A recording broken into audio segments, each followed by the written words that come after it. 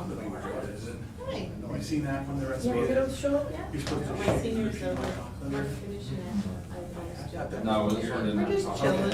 I was telling her about much moral support. Dave's like, I agree. I don't know what I'm gonna do here for you. oh, that's funny. Yeah. I'm I telling you get last lost. person. That's all right. Moral support, careless sounds.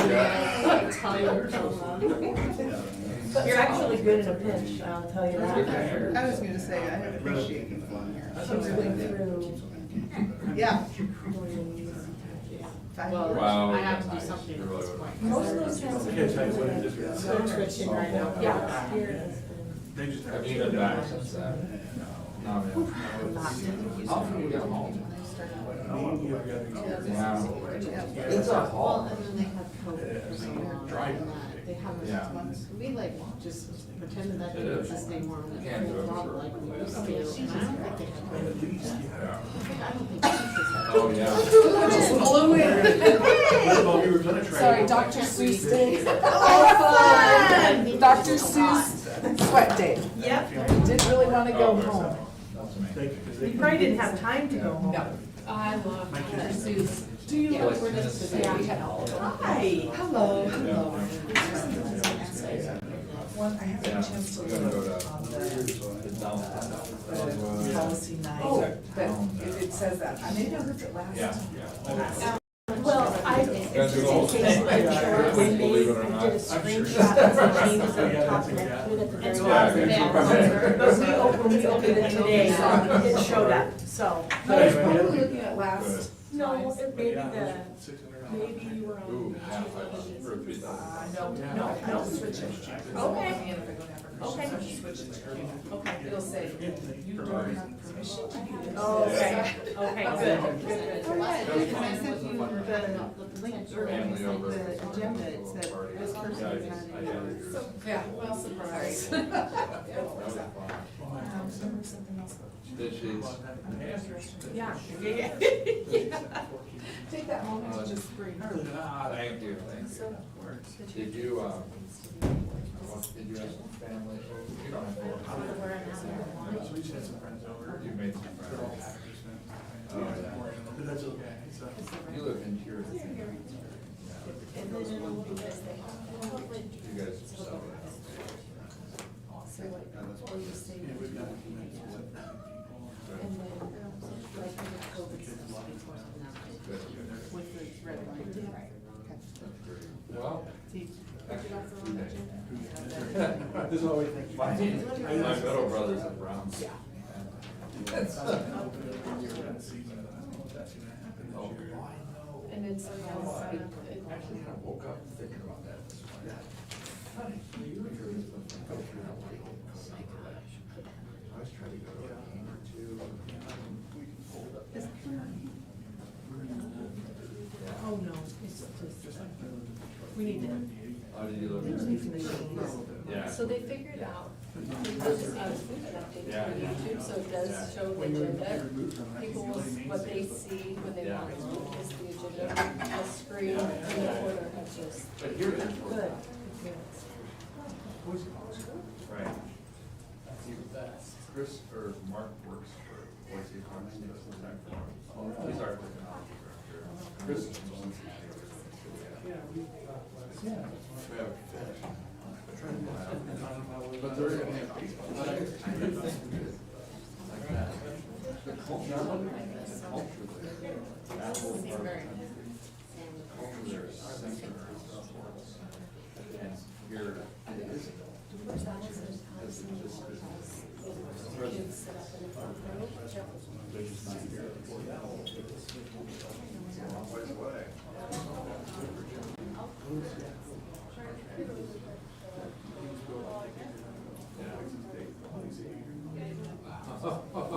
There you go.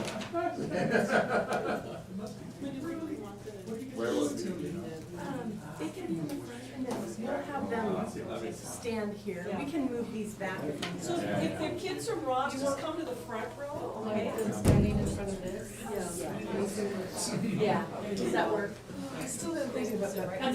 If you do, it'll hit you right in the middle of the meeting. I take memory pills. I can't remember them all. You think they do? Right. You never know exactly. These are our, yeah.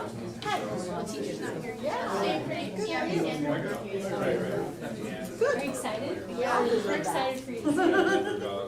Yeah, the principal says if she wanted at least over 30 people, and that's not the word of the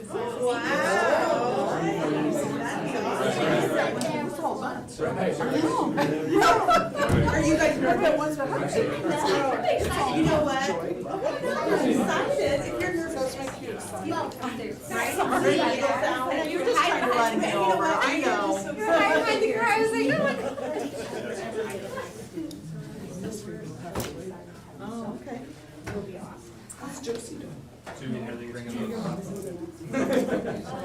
No, it shows right there. Like, look to see the name of There's something.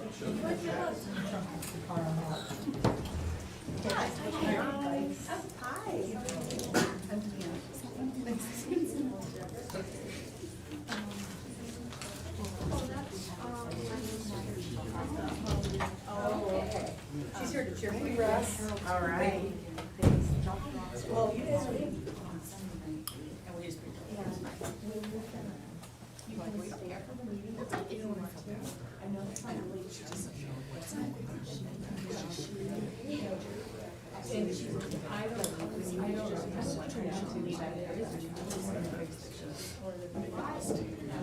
Does that work? So I think there's, I do, I think there's.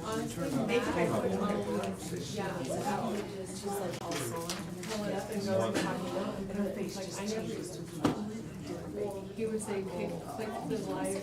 So I just have to tell you, it's Dr. Seuss week at school, just so you know, today was sweat day and I didn't have time to go home, okay?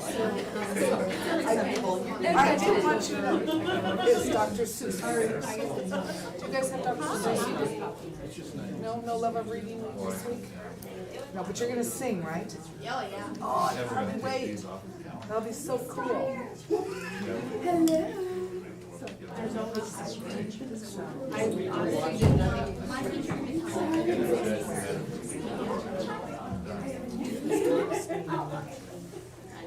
Somewhere we need to be in between.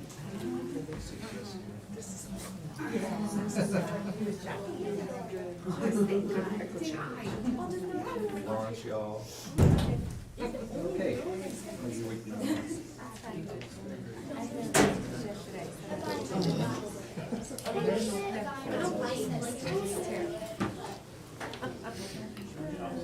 Some big or just. And we're starting.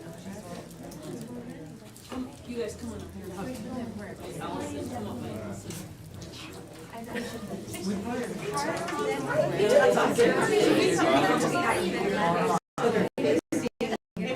This back. That'd be helpful. No, you guys can be here and practice. We're gonna, yeah, rather than have you slip into. Right. Yeah. Yeah. I don't want to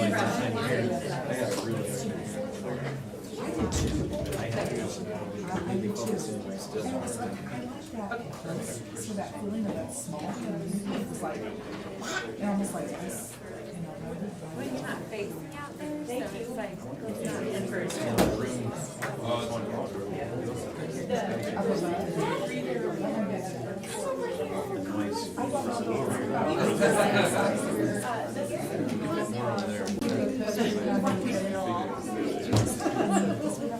I love having these people. You can stand behind us. Oh, yeah. Especially if you don't know they sing. Hey.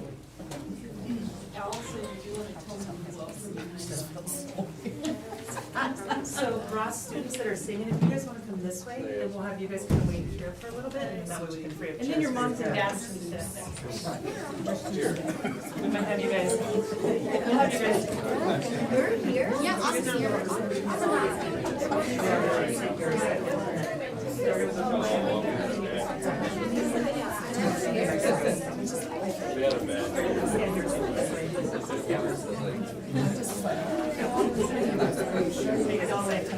I'm scared.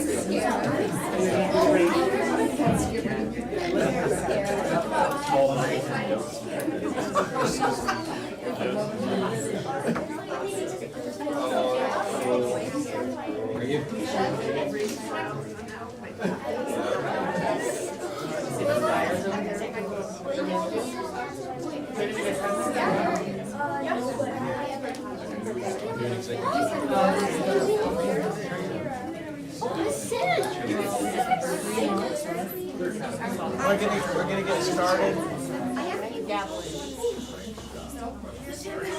We have an executive session today for about 15 minutes. We have a motion to go into executive session.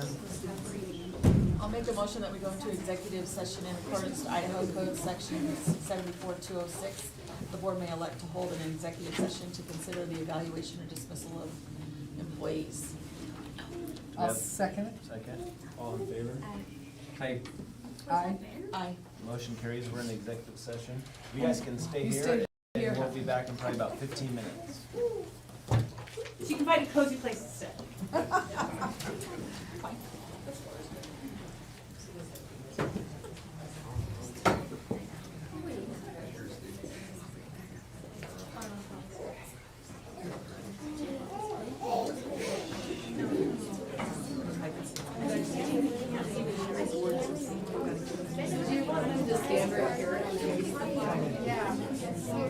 Yeah, when you said I'm standing here, it's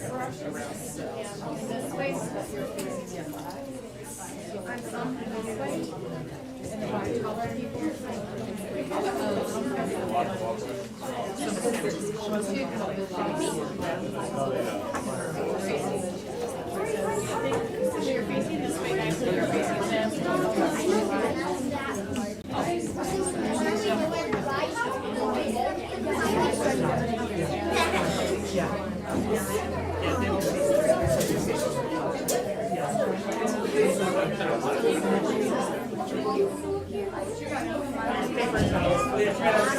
So students, if you have chewing gum, go right outside the door here and there's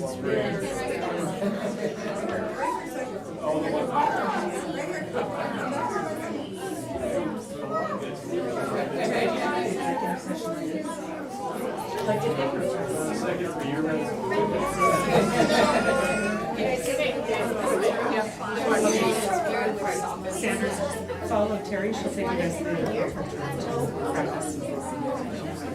If that works, and then you guys can line them up in the book.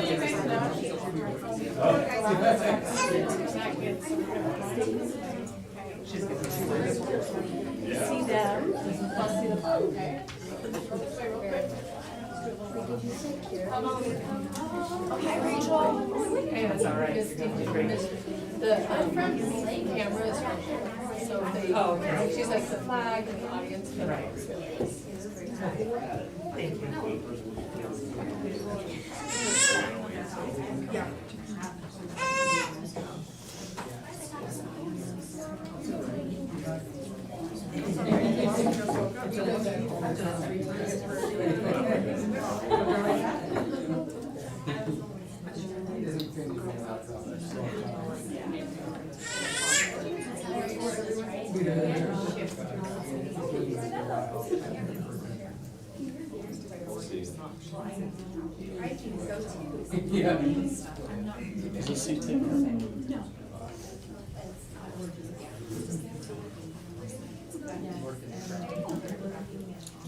the Recipients, Trustees, go get ready. Okay, cool. Yes. Let's go find a seat.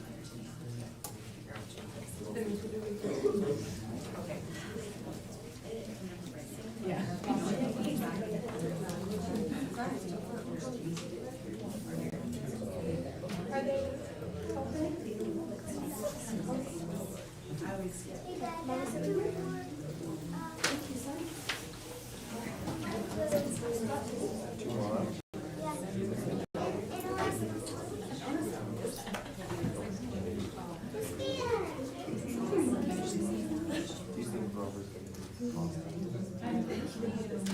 Oh yeah, I want Grover to eat the pasta. Grover, eat the pasta. Oh, yeah? Yeah. What, doesn't mean sleep with mom and dad? What we're sleep with dad tonight? What are we gonna do?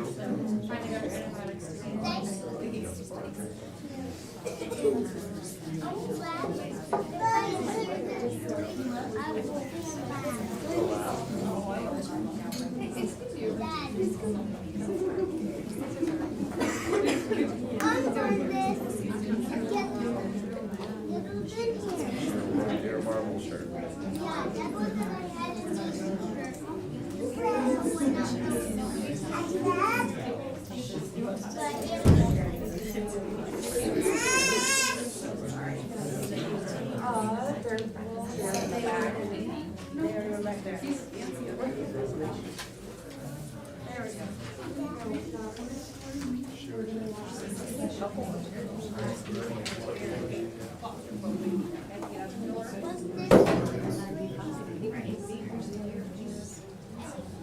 Really? I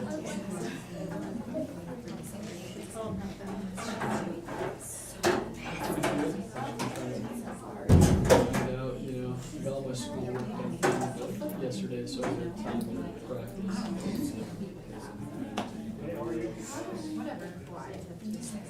Yeah, that's true. I'm excited.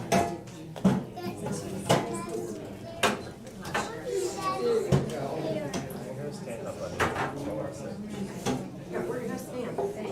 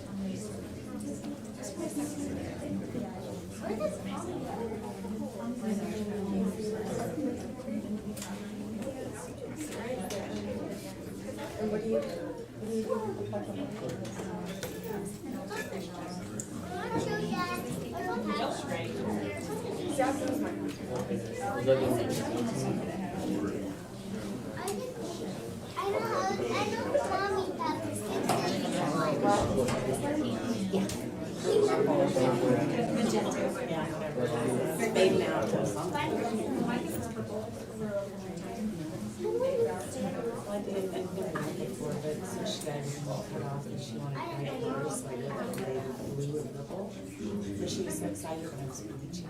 She was like, we stopped and so I let her stop. It was really good lunch. So we had one. So I put the bird in now. Yeah, that bird is terrible. The purple stick first. Oh, we do? Yeah.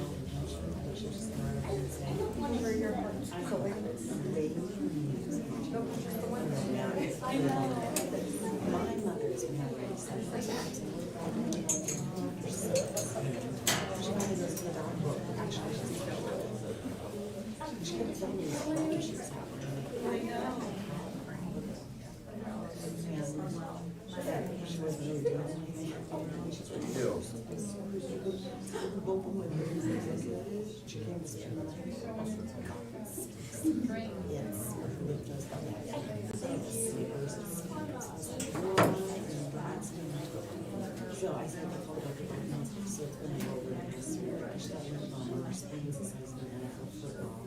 They were surgery and she was actually in school. And so it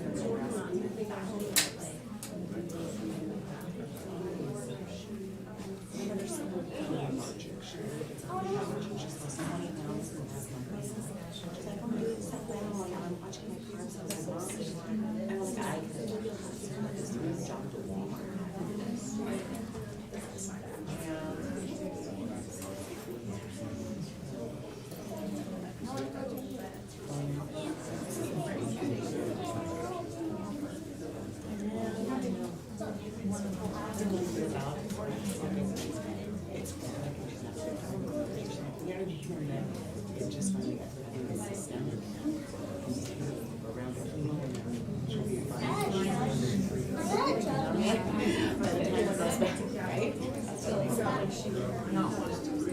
I'll just tell you now, by the time the floor's up, you're already. She can move too. I have a lap too, so.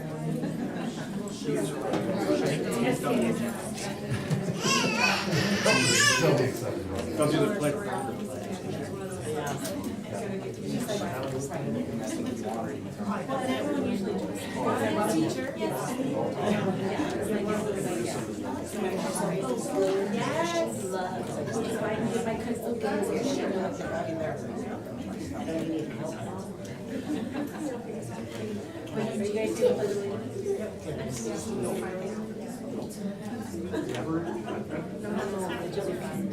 Just ask questions. Which I appreciate. But that's like, those conversations. It doesn't make sense.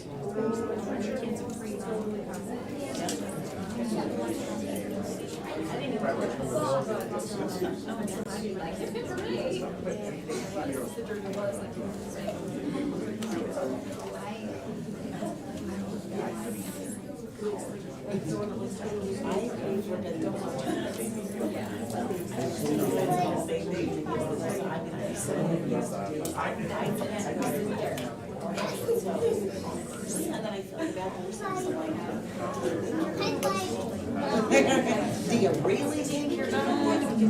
Yeah, I was like, even if you want, I'm fine. Do you think you're gonna? Otherwise. Or no, or he won't have a match. Oh, that, yes. That happened too. We finally got knocked out, and we got out of everything, and he was there, we're all excited, and all of a sudden, we're like, oh, no match. Of course, they've done that. I've done that.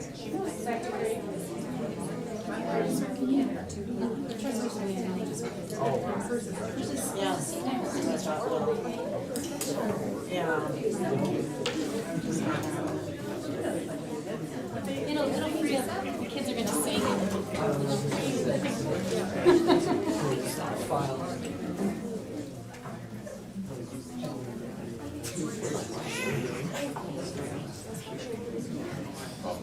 There's gonna be a lot of people, so I'll just go stand.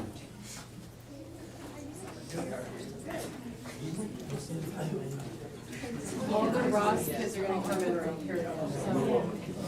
Move that way, guys. And maybe put the flag in front, sorry, because the national.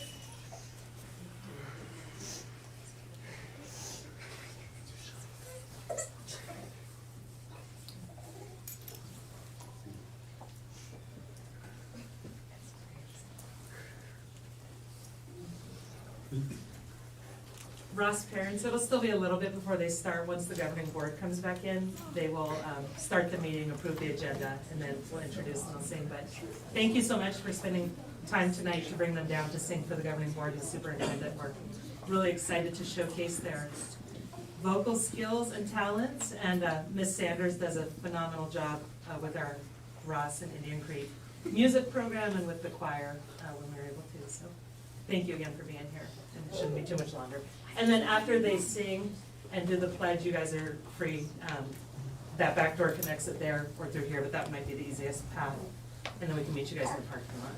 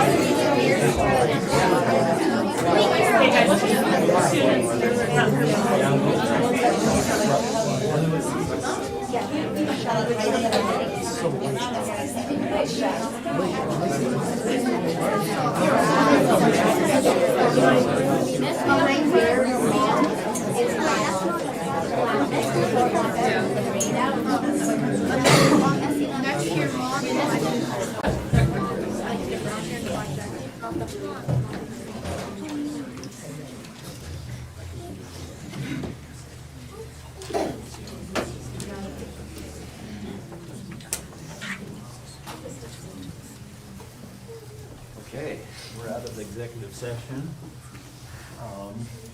Call the, I guess we're gonna do the pledge of allegiance first. That works. Turn it over.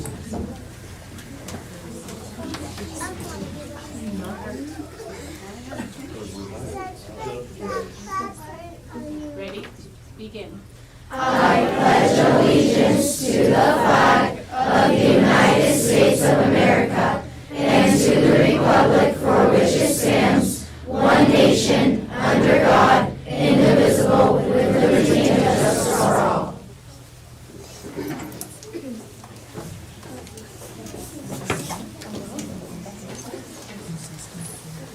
Okay. There's nothing that we need to change agenda, We're gonna right? sing the national anthem. Oh, okay. Sorry. I'm trying to call the meeting to order here.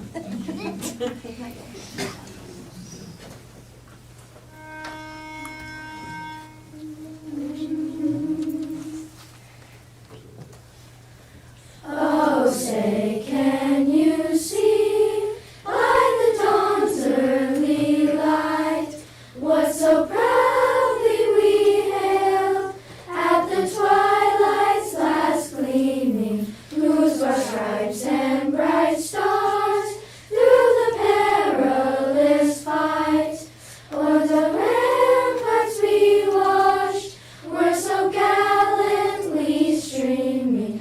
And the rockets red clear, the bombs bursting in air, gave proof through the night that our flag was still there. Oh, say does that star-spangled banner yet wave o'er the land of the free and the home of the brave?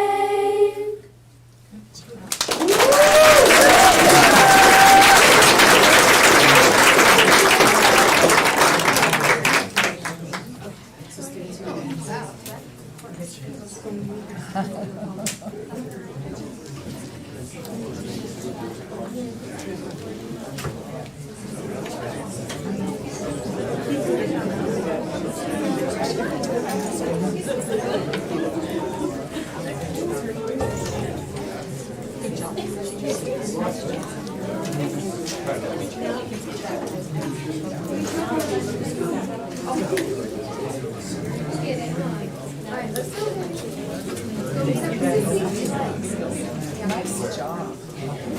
Great job.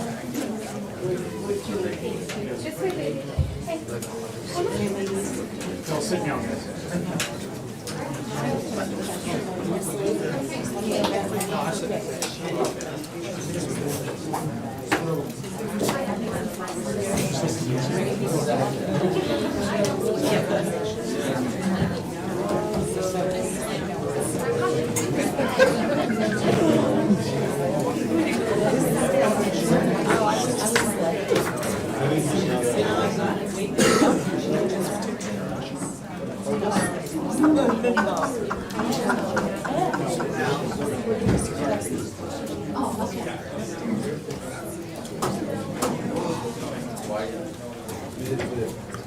Okay, thank you. We'd like to call the meeting to order. There's nothing to change on the agenda, right? Okay. So moving right along, we'll go, since we have Ross Elementary School lead us in the national anthem, we'll move to communications and celebrations. Celebration with Principal Grace. Chairman Grant, Trustees, he just kind of shifted it my way. I would like to recognize our wrestling team for their accomplishments, not only this season, but at the state tournament. Coach Owens, would you like to come over and say a few words? Yeah. That'd be great. Yeah. Thank you for coming in. Chairman Grant, Trustees, Wendy, Brian, Tracy, thanks for having us again. You know, as usual, every time we're up here, you know, we want to say thank you to you guys, and you know, the support that you give our individuals. You know, we can't express enough, you know, to you the gratitude that we have for, you know, the support that we receive, you know, here in CUNA. And if you want to see a testament to that support, you know, when you're done with this meeting tonight, you know, go across the street, because I'll be over there at the wrestling room to practice, and you'll see a room full of kids that are grateful, you know, for the support that they receive here in CUNA. You know, elementary, middle school, high school kids, a room full of them that are there, that, you know, these kids came through, you know, the same program, you know, and support, you know, so, you know, thank you to you, and, you know, and hopefully we continue to, you know, produce, you know, and represent, you know, CUNA in the way that we have. You know, super proud of this team, you know, the individuals on the team in the team itself in terms of its endurance, and adversity, We have Andy Kimbler, Mario Durazio, Hunter Lowe, Wes Nixon, and our first ever girls state placer at the inaugural girls state tournament. There's Zoe Freeze, and there's girls that are over there in the rest of them right now, that are aspiring to be exactly like her, so kudos to her for being our first state placer, and here's the more. Austin Latimer, Jason Monroe, Camden Harris, and state champ. Stand up, Clark Torres.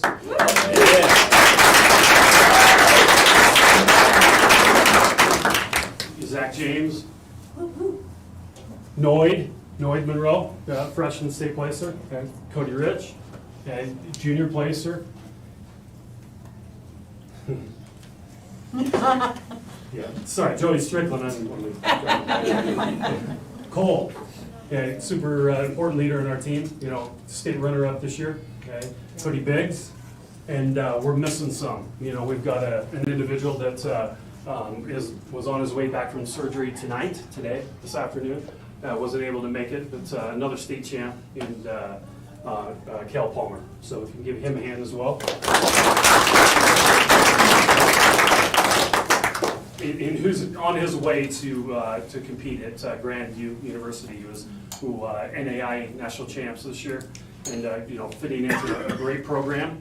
And we have him going to college, and then we have 4 other individuals that are competing in college right now. And this is they are super grateful for their opportunity to further their career educationally and athletically. So. We're again super grateful, and our 4th place finish this year is not something that we're satisfied with, but it's it is something that I feel like continues our tradition. So again, we appreciate it, and thank you.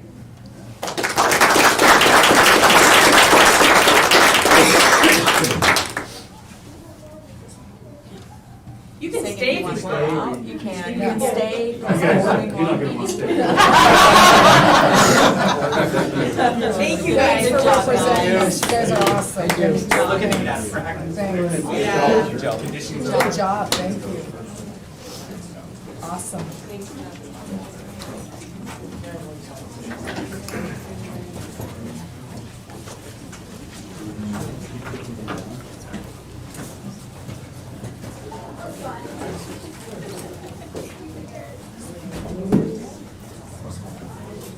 Okay, so we get to move on to the Culinary Award, Superintendent Johnson.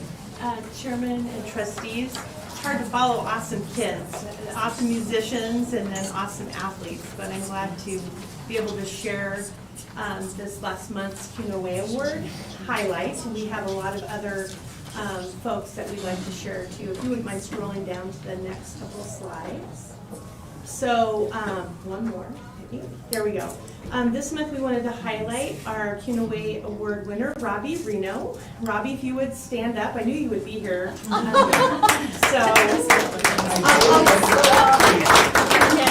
I'll give the context, but I think the pictures say more than what my words will. Jess Anno, who is our teacher for our EMT program, sent me a bunch of pictures of Robbie in action as a patient for the students to be able to practice what they have been learning. And as you can see, like, I broke my leg, put me on the spine board, all these things that he did to give them real life scenarios. And Jess Anno was one who recommended that you become our Culinary Award winner highlight, Robbie. So thank you for being a good sport and helping our kids. No, it's awesome because this program, people don't realize that there's 12 kids that are going to be lifesavers. I call them my lifesavers. Yeah. They're trained EMTs, and they needed a roll situation where they were in there, jumped in there, and thank you for that. We'll be proud of Miss Anna and what she does with these kids. Her work is deserves. So thank you. Thank you, Robbie. I like it when I can surprise you. It doesn't happen very often. And then we, as we usually do at each meeting, we have our other March recipients that are highlighted in the link there. You can see, obviously, We have Mr. Reno. And you can see this on the screen. So all these other amazing people who do our kids and our community. So thank you, Chairman and Trustees. Thanks. Vice Chairman Thomas, do you want to talk to us about Robert's Rules of Order and open meeting law? Oh, yeah, sorry, I was talking. I should not have been. You want to take one of these and pass them down? I appreciate it. So tonight, I think a real short lesson on making motions is in order. So we all know that you make a motion and then somebody seconds it, but the order is important too. So if we're making a decision on something, someone will make a motion, then the motion has to be seconded, and then we can continue to discuss the motion before voting. Then there's a few other kinds of motions that we can make, and I want to cover those really quickly. One, you can postpone an item indefinitely. So you would have to make a motion to postpone one subject that we're talking about indefinitely. It can be brought up again later that in that meeting or never again, but it takes a second to get that, and then we would have to vote on that. The next one is to amend a motion. So if a motion is made and you like the motion, but you want to change it just a little bit, you ask to amend the motion, then you state your new motion, and then that has to be seconded. There can be conversation, and then we vote. Then the next one is to commit a motion. That means that if we're talking about something and we really don't feel like we have enough information to make a decision that night, we can make a motion to commit that topic to one of our committees. And we have several committees that are already together, and I will have a formal list of all those and what those different committees do, so ready for you at the next meeting. Not Thursday, but next month. So we can send it to a committee and have them research it for us and come back to us the next meeting with more information so a decision can be made. You can call for the question, and that just means that you want the discussion to end immediately. You want to be careful calling something to the question, because if not everything is said, it just could go down the wrong road. And so you want to be careful when you use that, but then once a second is made, there is no discussion. You vote on that immediately, and only on the call of question. So for instance, we've made a motion, it's been seconded, we're in the middle of a conversation, and someone feels like we have enough information, we don't need to keep talking about it and beating a dead horse. So they'll call the question, then there'll be a second, and then we vote on just calling the question, not on the motion that was made before, but just the calling the question part. If 2/3 of us vote to call the question, then the debate ends and we immediately vote on the motion that was on the table. And then that's done. Then there's also to table a discussion. So we're in the middle of a discussion, we feel like we need to just let it go. And we say when we want to bring it back up again. Do we want to bring it back up at the end of the meeting? Do we want to bring it, we have a lot of people in our audience and we don't want to make them sit there while we talk about this, so we say to the end of the meeting or table it until next month. That has to be in your motion. The time and the reason that you want to table it needs to be in that motion. And then, of course, it takes a second and then we vote on it. And then the last motion that we can make is a motion to adjourn the meeting. Now, the interesting part about all of these motions and the order that you see them in here is that they take precedence. So if somebody makes a motion to adjourn the meeting and we vote on it and it passes, then the meeting's over and we don't get to talk about the motion that's already on the floor. Or if somebody wants to send it to committee, we vote on that. If that passes, then the motion goes away. So it goes in reverse order here. So that's the really quick version of how to make motions and which motions we have available to us. Are there any questions? I hope I don't have a quiz on it. There is a quiz at the end. I'm gonna postpone that to the Okay. end of the meeting. Okay. Is that a table discussion? We're tabling that right now. Are there any questions? Okay, thank you. Okay, thanks. Update on electronic transcripts, Principal Graves? Chairman and trustees, while he's jumping up here, just to give you a reminder, I believe it was Trustee Johnson over 2 years ago said, could we get transcripts available to our graduates electronically? And then we had COVID hit us, and then we had we're working on a new information system, student information system, and so Brian said, okay, we gotta make this happen. So he's here to give you some good news.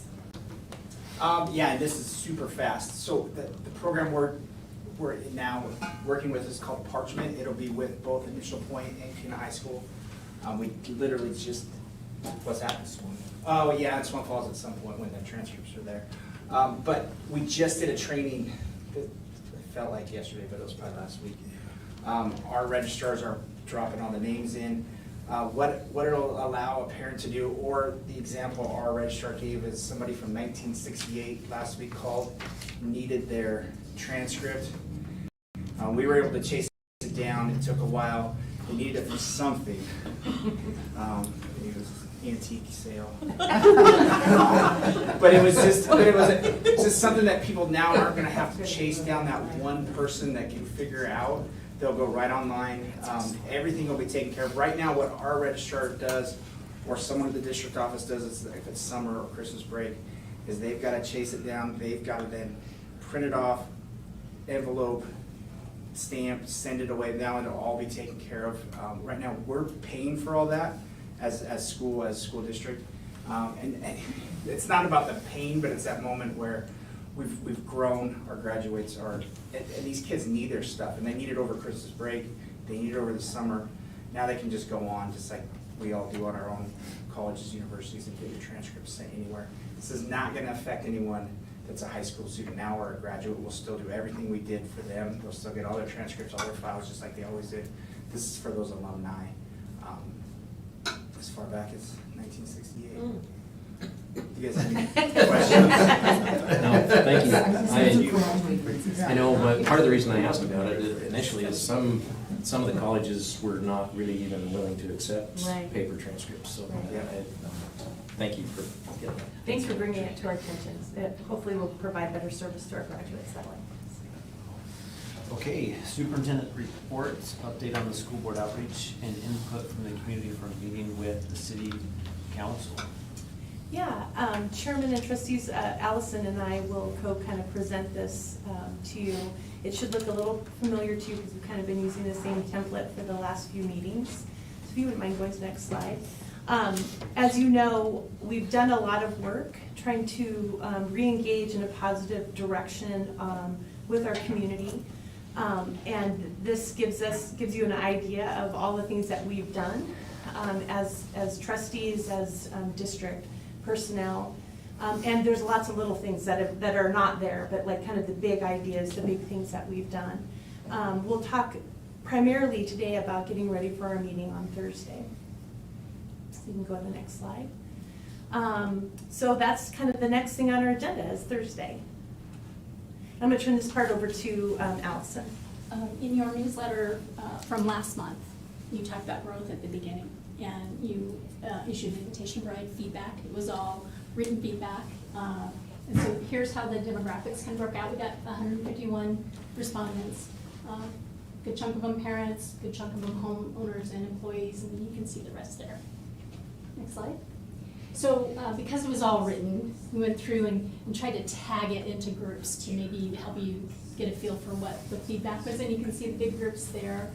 Class size, certainly. The high school was a concern. Finishing out Swamp Falls. Some of these got 2 tags. So questions about growth plan either by the city or by the school district. Safety concerns. Slow growth down was one of them all the way through there.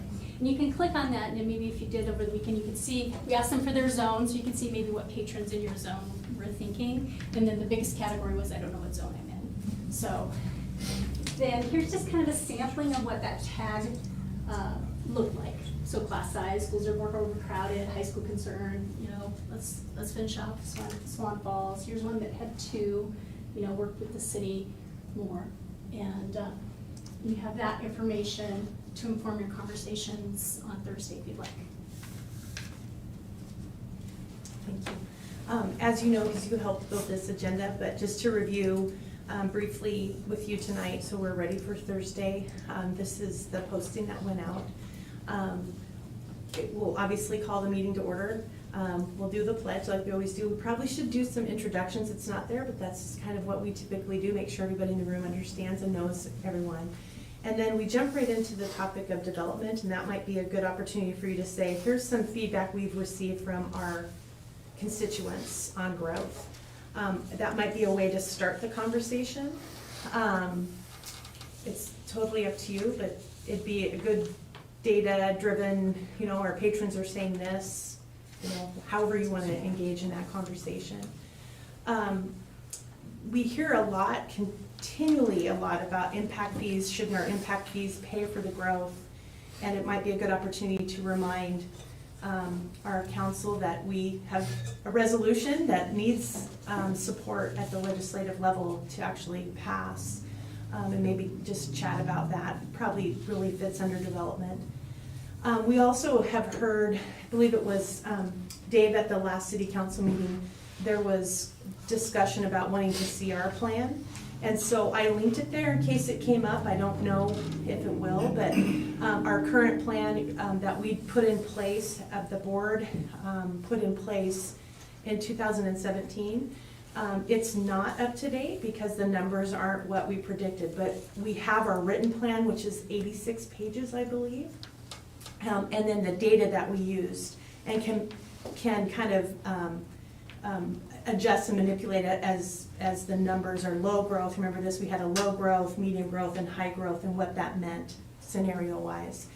But we're currently, as you know, Trustee Johnson serves as the board representative to the capital planning process. So knowing that COVID kind of did a number on our plan, that we're wanting to update that plan and make it more current, we just linked our process for that. The mayor actually sits on that plan, as does the economic development director, so they should be aware of that.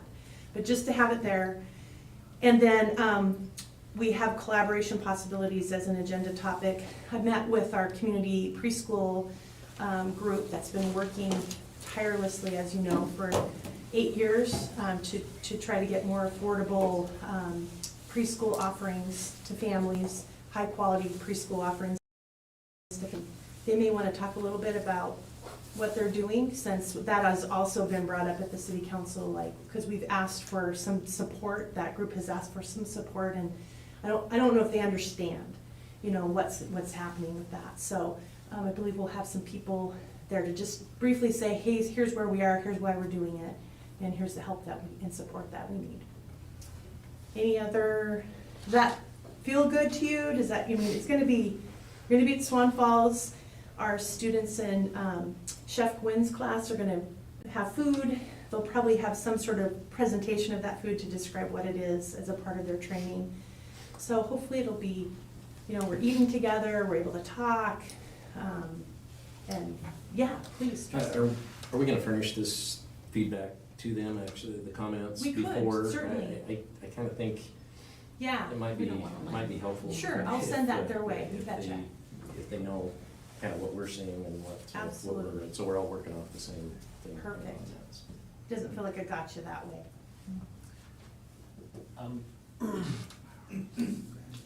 On the collaboration possibilities, should we ask for some help with SROs? Yeah, possibly.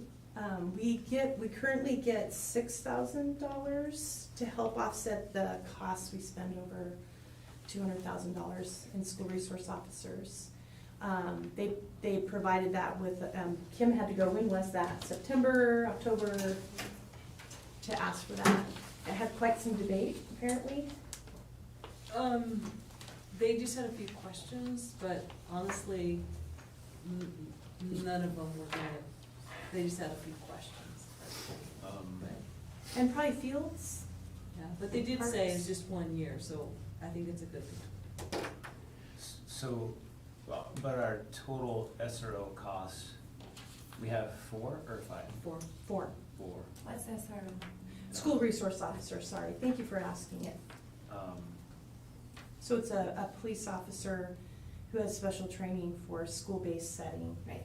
So, Do we have any data with the rest of the valley, how many schools or how many cities are actually providing that service to the schools? Do we Yeah. have that data? Kim has And- it. We did. Yeah. I mean, so how many cities provide that Well, service? the cities don't, the schools, like, I checked with Nampa, Boise, West Ada, and Valley View and Caldwell. And Okay. Boise's is a shifting from city, there's a, I don't They know. have a different It's a different model, but I model. think at one time the city paid for all of them, but now they don't. The school district has to pay for part of it. I have that written down, cause I called all of them Yeah. and asked them, but Nampa pays for theirs, Caldwell pays for theirs, Valley View pays for theirs, West Ada pays for theirs, and Boise is like a half right now, but it's gradually going back to the school district to pay. The big issue that we have that maybe some of the other larger communities don't is that when there's an emergency, our SROs get called out to serve that emergency. Of course, we would be good partners in that, but we're actually paying for that person, to be on that emergency situation. And in a larger community, they don't necessarily need that staffing because they have the staff to do that. So I think it's still legitimate to talk about for that very reason. So how much do we pay for all of it? Do you have the total for that? We just looked at that today. Yeah, thank you, for the question. The total amount for 4 officers is approximately $300,000 a year, average 75 per person. It's how How much? much per person? $75,000 per person, and the state helps us with $68,000 through the safety grant, and then we have to use general fund resources or other donations to cover the rest. Okay, you said the state helps out with how much of this? $68,000. 68? Mm-hmm, 68, yeah. And that money, that $68,000 can change every year. It can Yeah, be lower. average. For several years, we didn't have any of that, the safety money. And it can be used for a variety of things. Cameras, security, all of those sort of things too. Oh, okay. So it's not just for Got it. school resource officers. Because we probably spend a decent amount of money per year on that service or. Yeah, yeah. So I was curious about the 6,000 that comes, that Kim was saying, that is a grant, or is that with the, I'm sorry, I'm just trying to figure it out. So, with one of the officers, and we brought the 4th one back, Okay. so there's it's called Safe and Drug Free School Grant, and so Okay. every year, it's just a simple grant, you can say how you're gonna use it. So we get 68,000, but it costs about 70, that's varied, so what we asked for them this year was 6,000 to make up the difference. That's per officer? For one. For one. So we asked for 6,000 to help pay for one Okay. person. So we technically pay for 3 out of general funds. Okay. Which is our levy. Yeah. Our supplemental levy. There's lots of collaboration opportunities, I think, that they'll probably bring up some ideas too. I would suggest maybe our facility uses might come up there too, like all of the fields, all of the, rec district that we kind of serve our community. Not kind of, we serve our community as the rec district, so. I mean, I'm thinking out loud here too, but, is it feasible to ask the city to help us with some of that cost? Absolutely. And what's a ballpark, something that we should ask for? I think maybe we just ask to get together and discuss that, and let our staff do that. I don't think we should ask them for a specific number on Thursday. Yeah, we have lots of ideas of what that could look like. In the past, a former mayor, a couple mayors ago. He helped us offset the cost of our facility coordinator, the person who schedules all the facility and fields and all of that. He helped offset the salary by about half. That was helpful, you know, because we employ somebody to do that. And all of those positions that we hire for other things could be teachers, you know, when you think about class size being a high concern within our community, we do pay for other things with the same funds we could use for teaching support. I kind of want to hear some of your opinions about that. Like I mean, I'm not trying to beat anybody up, but I feel like when we're face to face with something and we bring the elephant out in the room, talk about it, that things get accomplished. Yeah, absolutely. So, I mean, I don't have a problem with asking them in the meeting on Thursday, but I don't know if that's overstepping our bounds, or what do you guys think? I think it's something that we need to open up for discussion, definitely, and see, because it would help us and it would help them, I would think. Yeah. Don't they share with us a little bit, or how does that work? I mean, I know they come into the school, they're there, but if there's an emergency, they leave because they have to do that for the city, Because so we're let's small. just say, Yeah. Yeah, so I think we could open up for discussion, for sure. I definitely want to go to this meeting with proactive things that we can do. And I definitely wanna go to this meeting and make it, in the long run, something that's healthy for this city and for our kids. So I think that would be definitely something that could come up for discussion, that's my thoughts. Ross, what do you think? Specifically on this issue, or kind of on the whole thing, or kind of? Yeah, I mean, yeah, specifically about this issue, but too, I mean, we're meeting with the city and we're trying to come together with some collaboration possibilities. Yeah, I mean, I've just been, you know, reading through these comments, and, but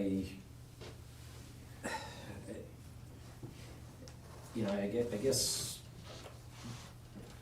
on one hand, they're saying, and they're right, that it's private property rights, and they can't, you know, they can't stop development, and that's true. But I also think that we have, I think, stepped up our ability to kind of let them know the impacts and the difficulties and the problems, and I think we can probably be maybe even a little more direct about that, and I think this meeting is hopefully a good chance to maybe do that, and just try to reach some common ground as much as we can, and trying to solve some of these issues and some of these problems. But I just wonder if asking for help with the SROs is a place to start.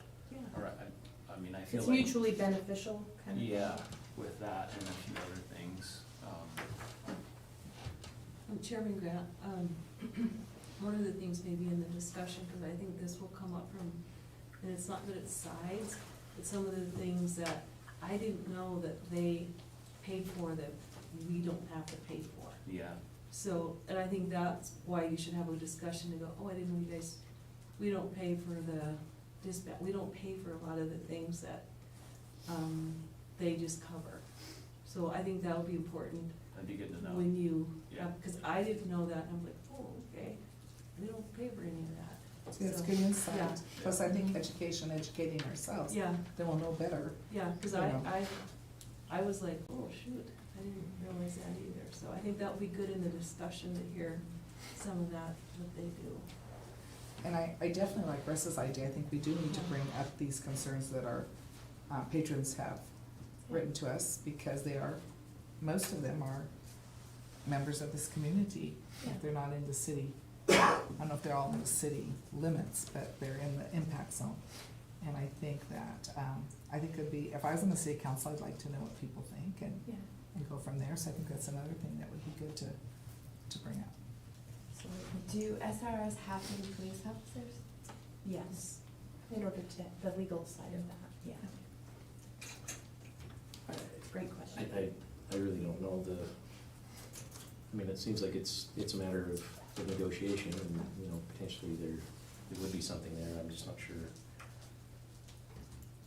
you know, how that Yeah. really works. I mean, are we gonna ask them to pay for all the SROs so that relieve us of that burden, and, you know, or just a little slice, or, you know, I guess we'd have to kind of think that through a little bit as far as. Yeah, and that's why I was trying to spark that conversation, to see Yeah. what would be reasonable to ask for. Yeah. If the state's helping us with, you said 68,000 and we pay about 75, that's Yeah. not, So one is paid for, three come out. of our- Yeah. Not 68 per SRO, Just one, 68. So one is paid for, the other three come out of our. And that's a grant That's a every big year, gap. and it's a variable grant. It's a variable grant of, it's been 67, 68. Yeah, it's based on what they have that year. I was gonna say, I don't think we need to come and say, would you pay this much? I think we just need to open it for discussion and see what they're feeling and what we're feeling, and then go from there. I mean, you were all working for the common good Yeah. of the city, so what When can we we do work to help each together, other? taxpayers benefit. Right, that's what I'm looking do we have a percentage of time maybe that, in a day, that the SROs are servicing public calls other than the schools? Do we have any of that kind of data? I can ask, I can find out, but I mean, for the most part, they're in the schools all day, you know, unless there's something major like, you know, but otherwise, I mean, anytime I'm gonna, they're in the schools all day, you know. at. I would think that Beatty County would have a record of that. Yeah, they do, cause they have to track Yeah, all that, I so would we think they can- have to track that. we Go back to can- the county for the summer, right? Yeah, I mean, yeah, but they're assigned to different things in the summer. I would think you could get that through the county Yeah, sheriff's I office. can get that. Yeah. Okay. Well, thanks for the discussion. I know that's kind of awkward topic a little bit to No, I address. You know, it started, and I'm also like you, Chairman Grant, I don't like to hold things, I don't wanna just talk about it, process and move forward, and it's more healthy, you know, it's healthier for all of us. But it did, this whole conversation started off with blaming, like, we were hearing from community members that we were being blamed for why the city couldn't say no to development. So we started getting involved, and then it still was happening, and so I think that needs to be addressed. I think we just need to say, here's the law, as we understand it, here's what we're doing, and how do we help the concerns of our community members about growth? And how do we work together How do we work together? to do this? Is Yeah. Jill gonna be there? No, but we could invite her. I think that might be prudent, since she was on the last meeting that we had. Yeah, Um, she's our attorney. yeah, sorry, guys. Yeah. I think it would be prudent, since she was in on the last meeting that we had, with the city. I think, you know, that would be a benefit to us. Yeah. We'll see if she's available. I think it's super interesting it would be interesting to know how many councilmen know how the funding works for the schools. I mean, Yeah. it's pretty, I didn't know how it worked until I got on Right. the school board. And it's pretty confusing Yeah, sometimes. it can be. Yeah. Okay, well, thank you. for Yeah, I that. have just a couple other things. Okay. And then, this part is Allison's. Thank you. Yeah, just an Thank update you. on your stats for your newsletter. We'll switch over here to the bottom right, how we're gonna promote, to hopefully get some more non-parent, non-employee ones. So one of them is that we have business cards for you. So your QR code to connect to your newsletter Oh, good. is on the front. Thank If you need more, holler. To put our cell phone number on there. Just do it. Put Jamie's number on mine. That's right. And then on What's your the- cell phone number again?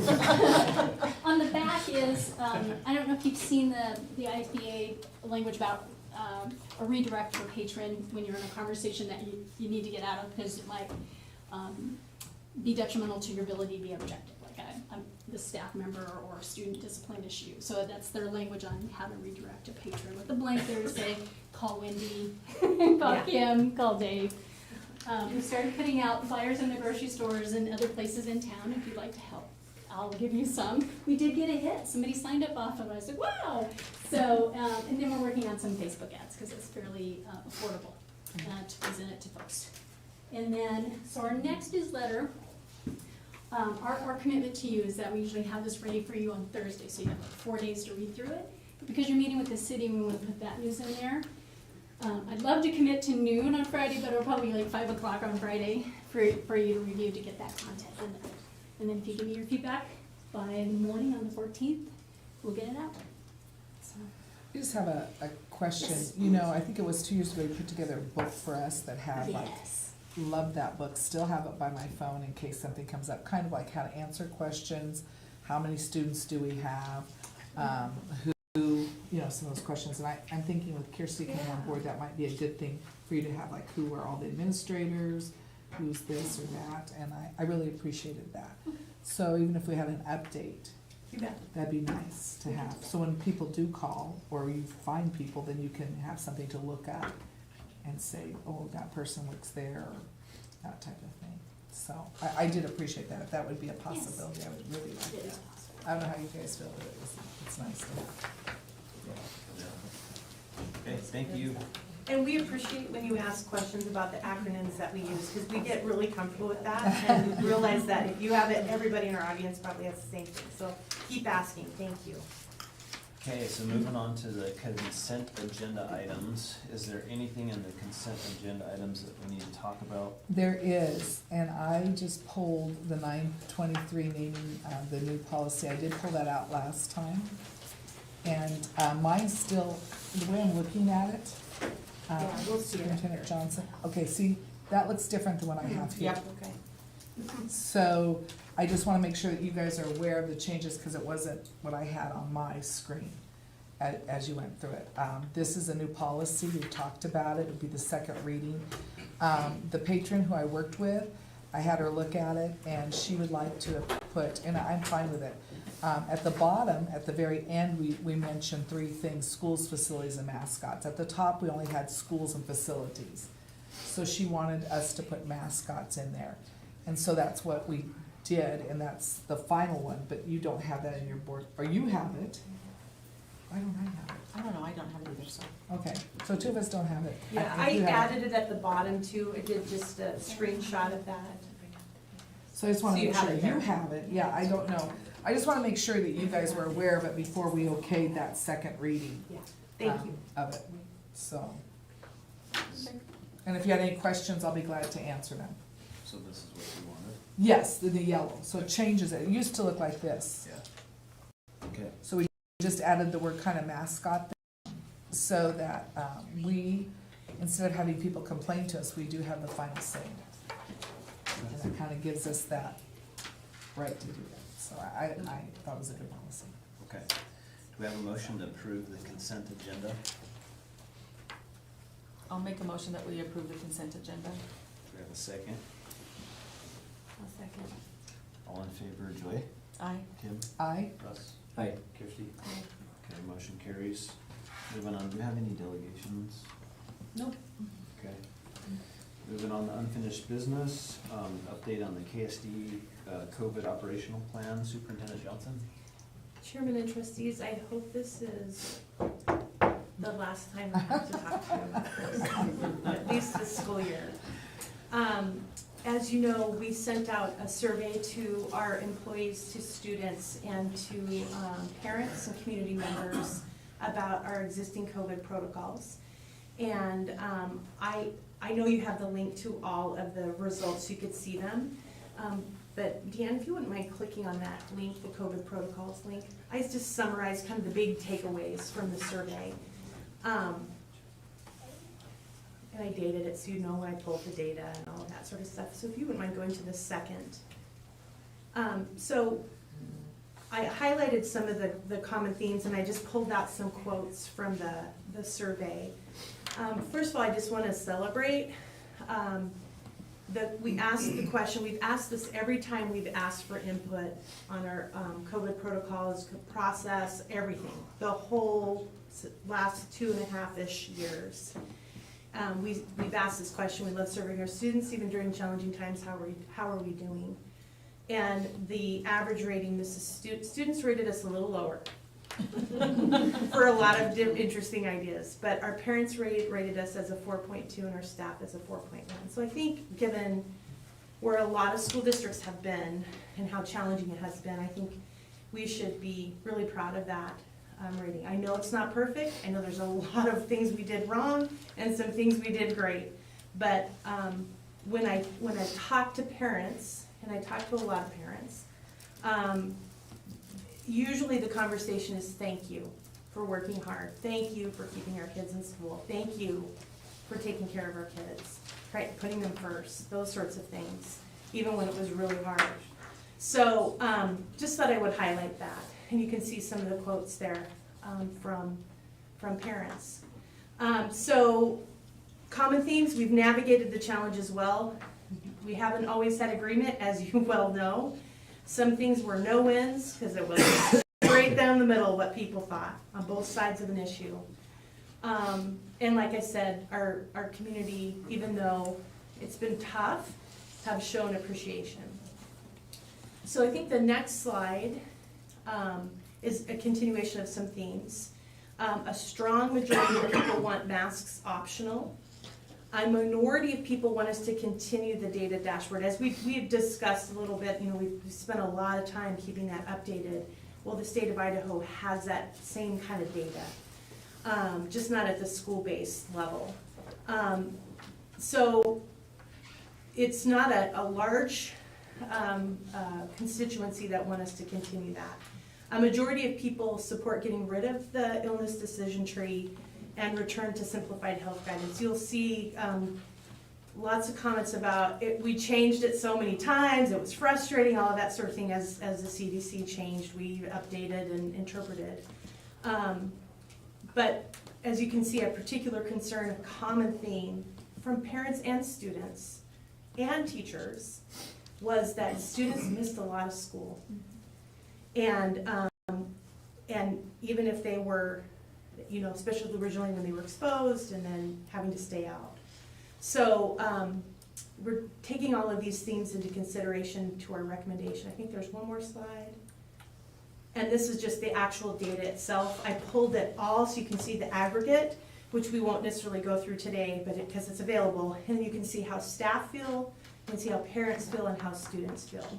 And we kept all the comments in there too, so you could see those as well. So we can go back to the original presentation. Sorry, get out of this. Given the input, given the recommendations from the CDC, given health guidance, all of those things that we've continued to work with as we've made decisions, these are our recommendations to you this evening.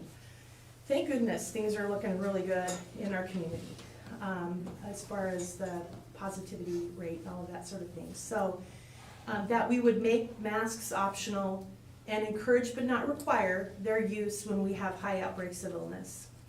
We've seen people who may just be not feeling well choose to wear them to keep other people from being ill. We didn't require it, but people are I'm seeing some of that. We still see students and staff both choose to do this. I don't ever want us to get to the point where we're humiliating a student or a staff member or a parent or whomever, given their choice. We've been pretty good about that throughout this.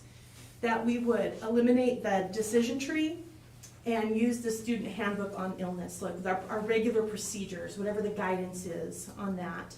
And we kind of say, stay home when you're ill. And whatever the guidance is, whatever's available, that will help us know how to respond to a new variant, another, you know, whatever it is.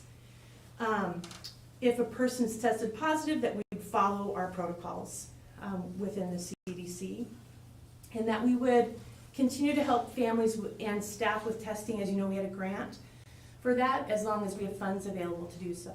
I think the news I heard today was that it's been 2.5 weeks since the person who coordinates our COVID testing has had a positive case, which is something to celebrate. Yes, it is. Yeah, but our families, as you'll see in the survey, they liked having that available. We didn't push it on people, we didn't require it, but we did make it available. And so they did like that. So we're hoping that we'll continue to have those funds, at least for another year or so.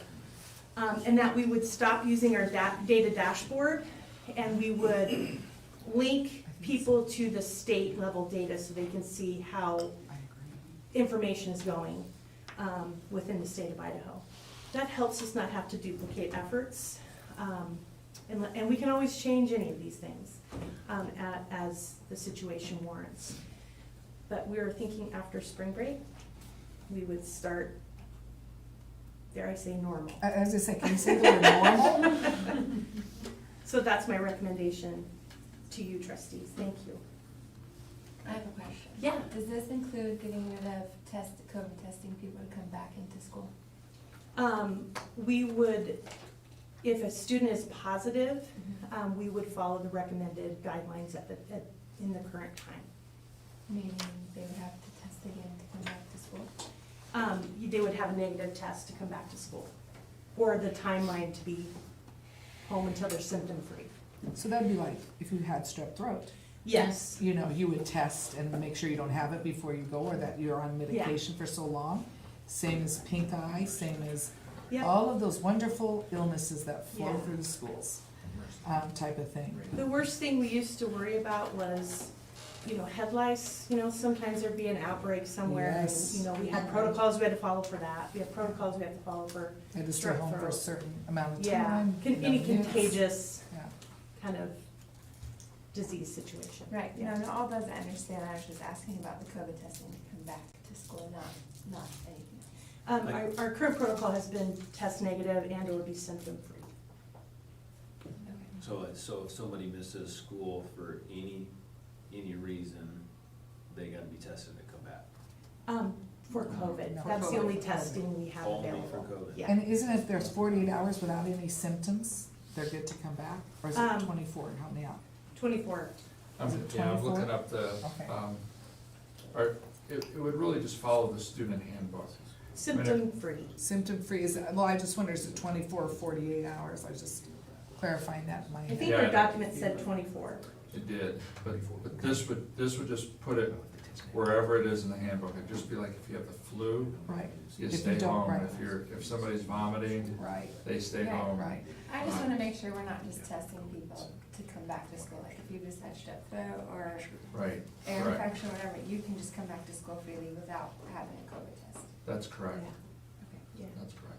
They usually have, like, for example, with strep throat, you have to be on medication for a day before you can come back, Right. things like that. And usually kids are feeling crummy for a couple of days, so they probably don't want to be back immediately. Yeah. But we have a whole protocol for all diseases, and I think I shared it at the beginning of the year, but I can send it back out to everyone. My That only would help. concern was the dashboard, but after seeing what the community feels, I Yeah. feel comfortable Yeah. in going, okay. As a parent, I always like to see what's going on before I make that decision. But Yeah. and it looks like the community, like you said, very few. So I'm very comfortable in these protocols that we have. And I love hearing the word normal. Yeah, me Can we too. just say it normal? Going back, I think that sounds wonderful. Thank you. Do we have a motion? I'll make a motion that we accept the COVID protocols update as of March 8th for our school district. Do we have a second? I'll second that. All in favor, Kirsten? Russ? Hi. Aye. Aye. Okay, motion carries, thank you. Okay, so. Thank you. Yeah, thanks. Moving on to the first reading of policy 400.10 for Veterans Preference Policy, Assistant Superintendent Reinhardt.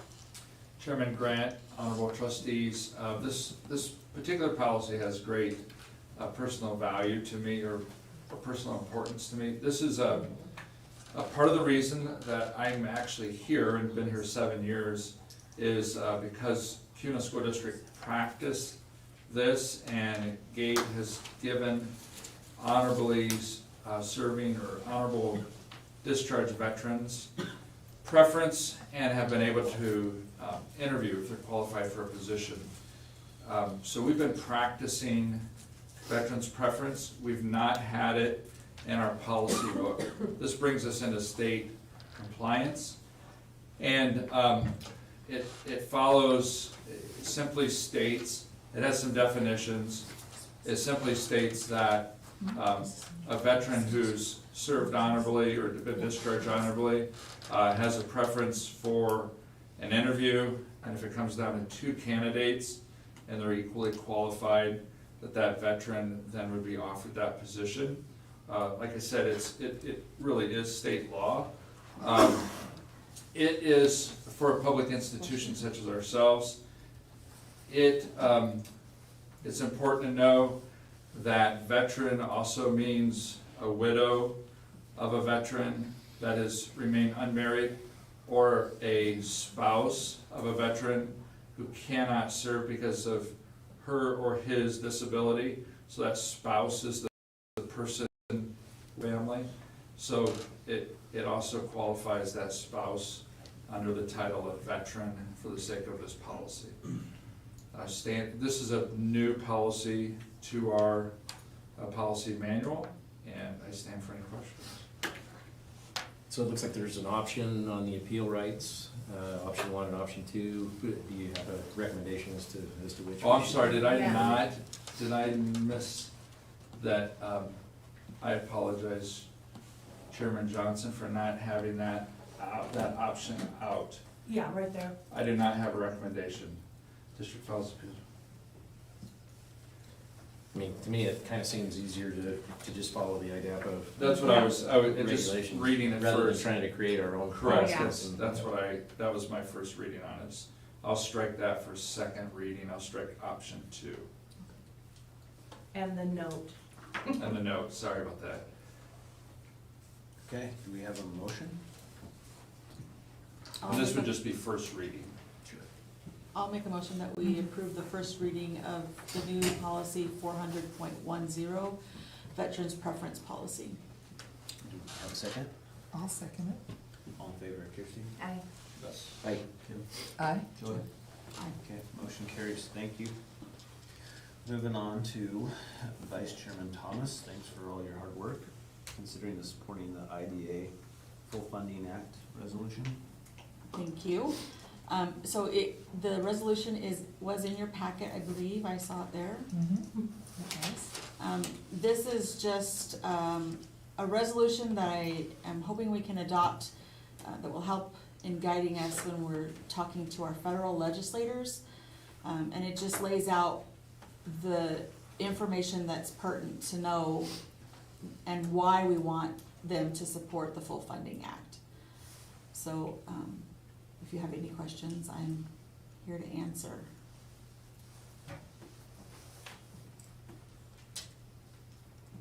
I thought it was well written. Thank you. I don't know how our attorney feels, but I thought it was good. I only do 4th grade. Looked good to me. Can you kind of give our patrons here like an update on this? Sure, like what this IDA is. Yeah. Sure. So back in 1975, our federal legislature, our Congress, passed the IDEA, which is the funding that we use for any child that has a IEP or a 504, so a special ed kid. And they promised in 1975 that they would fund schools at 40% of what they expend for those kids. They've never done that. They currently are at 15% funding. So it says in there, can you scroll up just a little bit? I think it's the average per pupil expenditure across the country now is $13,000. You just went past it. Yeah, $13,828 per kid per year that has an IEP or a 504. And the federal government is only funding 15% of that. The rest of that has to come out of our general fund. And so we're just asking, there's a bill that is in front of the House of Representatives, also in front of the Senate, and that bill is asking them to fully fund, not 100%, fully fund at that 40% level within the next 10 years. So they're gonna step it up from 15 to 40 over the next 10 years. Or that's what they want to do. And so that's considered fully funding. Of course, we still are going to be footing the bill for 60%, but that's what that's where we're at right now. So, Yeah, so this is and what. we're just asking then, we're just passing this saying our board, our school district agrees with the fact that we need to have that full funding. That empowers us to write a letter to our legislators, which I'll be working, if this passes, I'll be working on this month, that encourages them to vote yes for the full funding by giving them examples of how that is affecting our school district.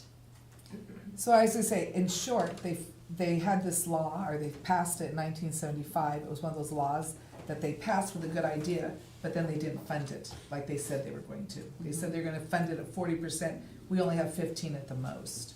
So we're just asking them to please take a look at it as a board with obligations and a tight ship, that we would like it to be funded. That's all we're asking from the Congress.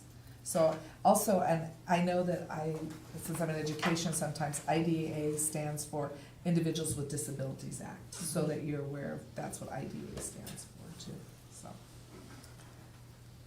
Okay, thank you. Yep. We have a motion. I'll make a motion that we accept the resolution for the full funding of IDEA Act. Do we have a second? Yeah, I'd second that. All in favor, Kirsty? Aye. Russ? Aye. Aye. Joy? Aye. Okay, motion carries, thank you. Thank you, I'll get that letter written now. Cool. Okay, consider the purchase of a food truck for culinary arts program. Superintendent Johnson?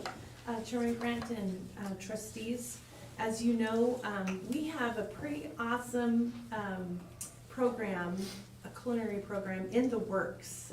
We hired an amazing teacher, Chef Gwynn. You're gonna sample some of her students' homework on Thursday. One of the things that they had dreamed about, and interestingly enough, has come up with the Superintendent Advisory Council to kind of have some different varieties of food options for kids, was to have a food truck. That was one of the cool options, so it kind of hits a couple of different areas. Mike Wiedenfeld, he's back there, has been working with Chef Gwynn to figure out how to get this paid for. And it was $10,000 cheaper when the fundraising portion of this started. So do you want to just talk just briefly about what this is? And then on your agenda, there's the breakdown of the budget, how it would be paid for. So just giving you a very brief overview of the transition for our family consumer science programs, really transitioning from the sort of a home kitchen program. This has been happening over the decades, but to a hospitality program, or really what does it take and look like to run a business that's associated with restaurateur or those sorts of processes. So one of the cool parts about this process is, and by the way, in the agenda it says food truck. This is actually a quote for a food trailer. Difference again being the difference between a trailer, a truck has a motor.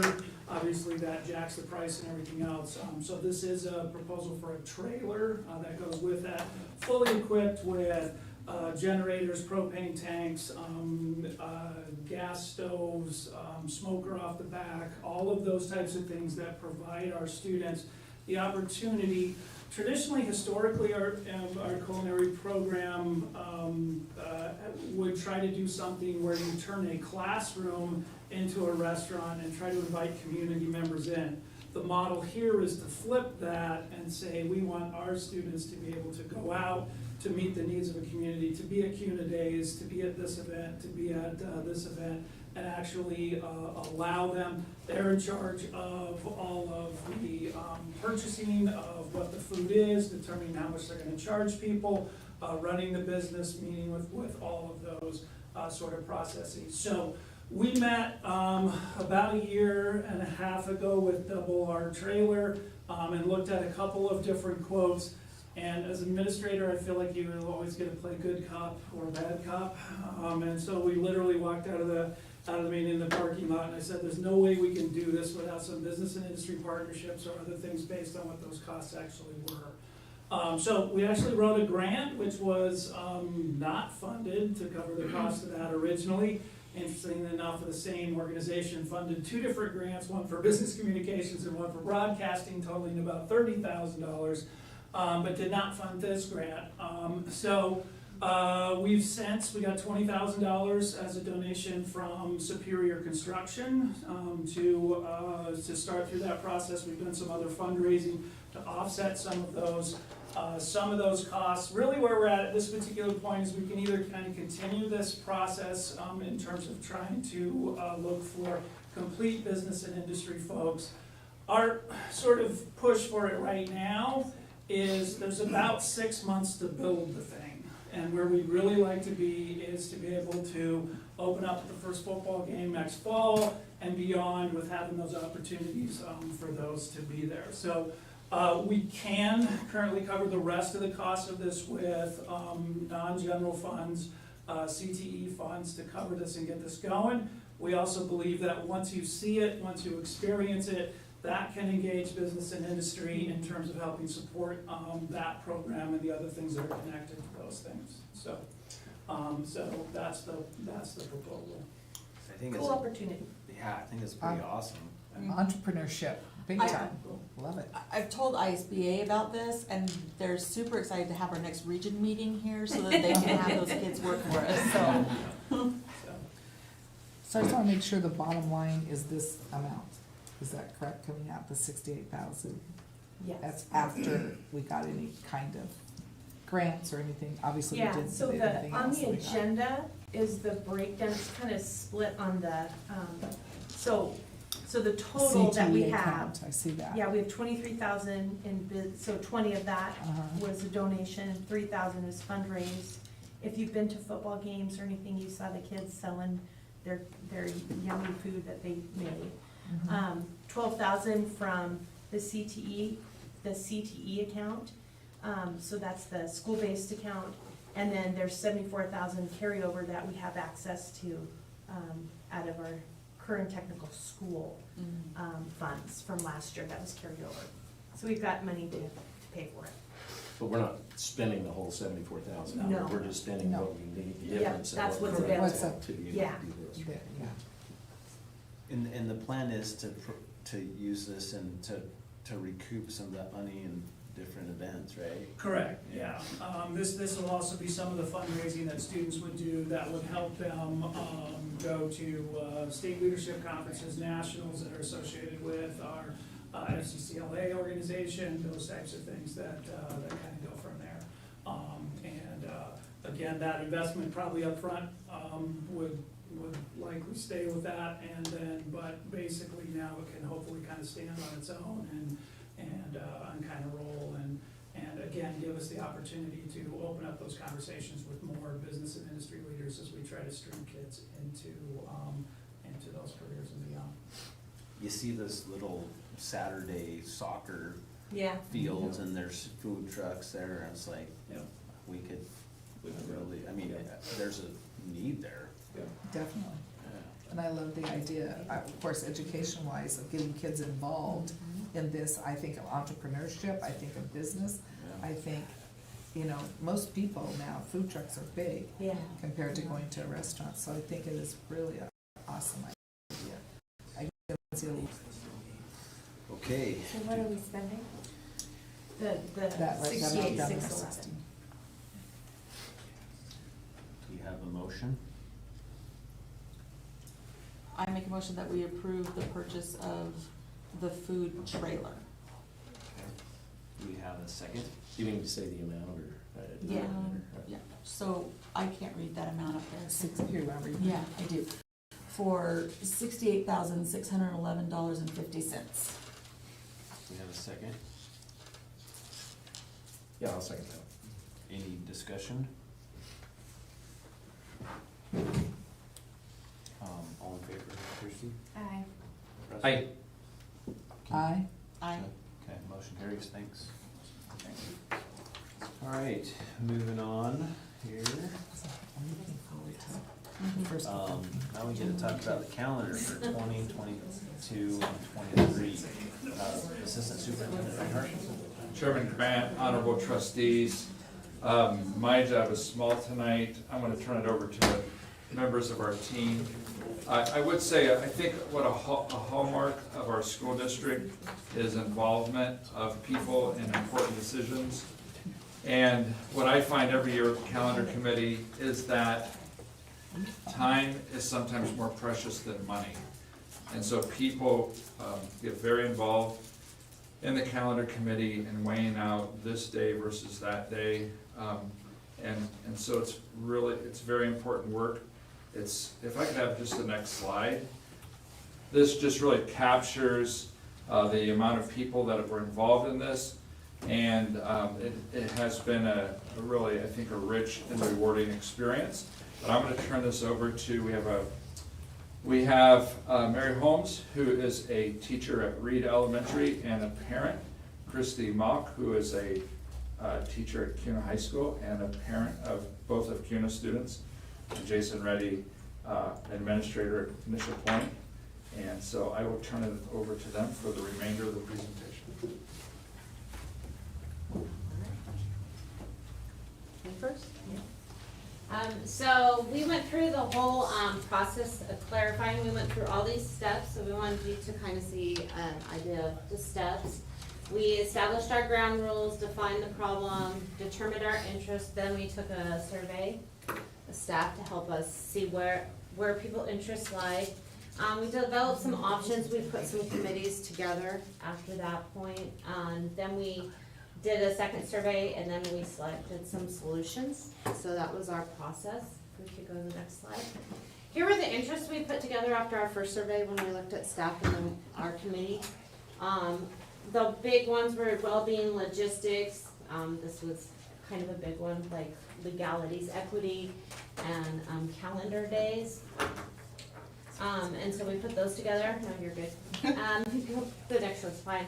And then we put our committees together and we came up with options, and there were no wrong options at this point. So we did the obvious one, the calendar, similar to last year, which is one you'll see today. A calendar with students in school 4 days a week. A calendar that ends the second semester before Christmas, the second calendar you'll see today. A calendar that recognizes different needs for elementary and secondary, and a calendar that's slightly longer to give more breaks to teachers and students.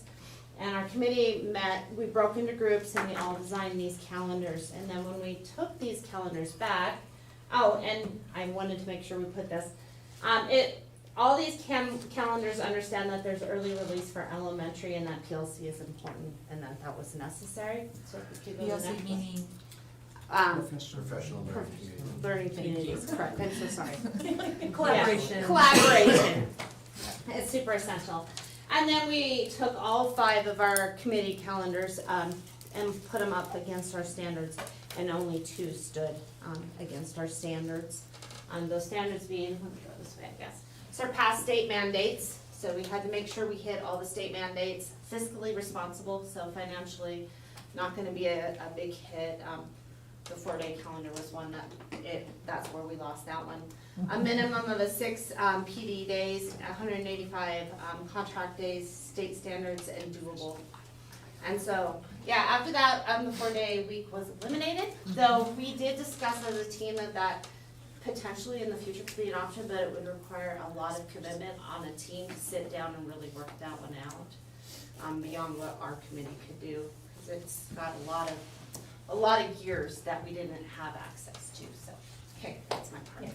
So these are the 4 options that we had kind of worked out in our team. Option A is pretty much similar to this year.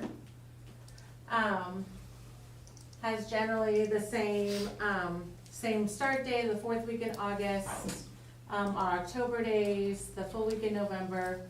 Our calendar year is pretty wonky in December, so trying to figure out how to deal with like the federal holiday in January and all that, so that's why that's a little broken up. And then our spring break, and then we finish off June 1st. So this one was just as close to this year as possible. And then our second one, option B, which was secondary semester before Christmas, because we had a lot of people who really would like the semester to end before the holidays. So this one put us starting back a full week ahead before what we typically do. October days is shifted a week. Thanksgiving's the same. December, we wouldn't, because of the amount of time that you need for secondary, it would push us where we wouldn't start the holiday or Christmas break until literally before Christmas Eve. And then we come back on January 9th. Then, and I think I was the same, normal President's Day, spring break, and then I think that puts us right there, we're out before Memorial Day. So there's just a lot of moving parts when we're trying to decide these calendars, because you shift it one day and then that just moves everything else, and then you're trying to do count. And then we had two of the options that we proposed to the community that didn't get as many votes as option A and B. And the option C, it was looking at the individual needs of elementary and the middle school and the high school, and it was just a little bit too confusing for some of our community members. But these are the days for that. And then option D was pretty much the traditional ones, one with a few extra mental health days built into it. But everyone really seemed to prefer option A and B. So Chairman Grant, trustees, I get to share some of the numbers of the survey with you. From our committee, we really kind of are presenting you with the two option A and option B calendars. So I'm gonna focus the numbers and the data on that. It's kind of a lot, but so stop me or tell me to back up if needed. Overall, we had 981 people respond to the two surveys. We surveyed staff and non-staff, so parents, community members.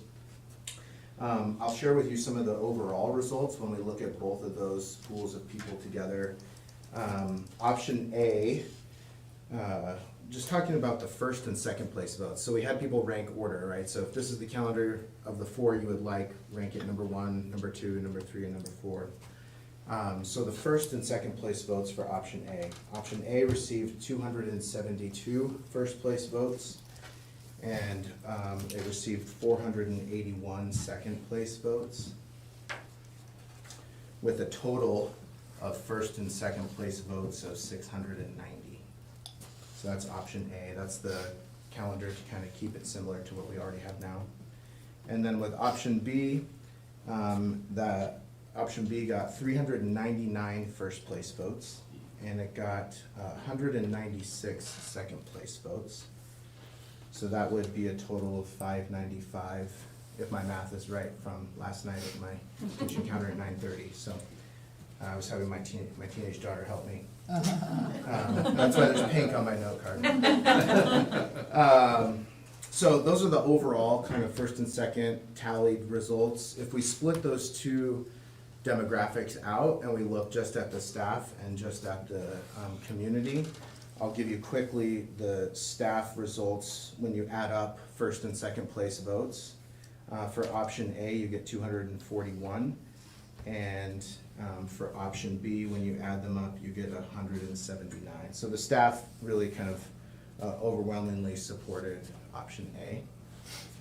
And then, so going to the community members, which had 631 people respond to it, which is, I think, a good number. I don't know what, you probably didn't look back, but I think that's a good representation. Option A, first and second place votes, it had a total of 446 from the staff, or I'm sorry, for the community. And then option B, when you total it, first and second place votes had 412. That's kind of like the raw data for you. I would say overall there's a couple of things to point out from that. When we consider like first and second place votes, calendar A wins by 95 votes.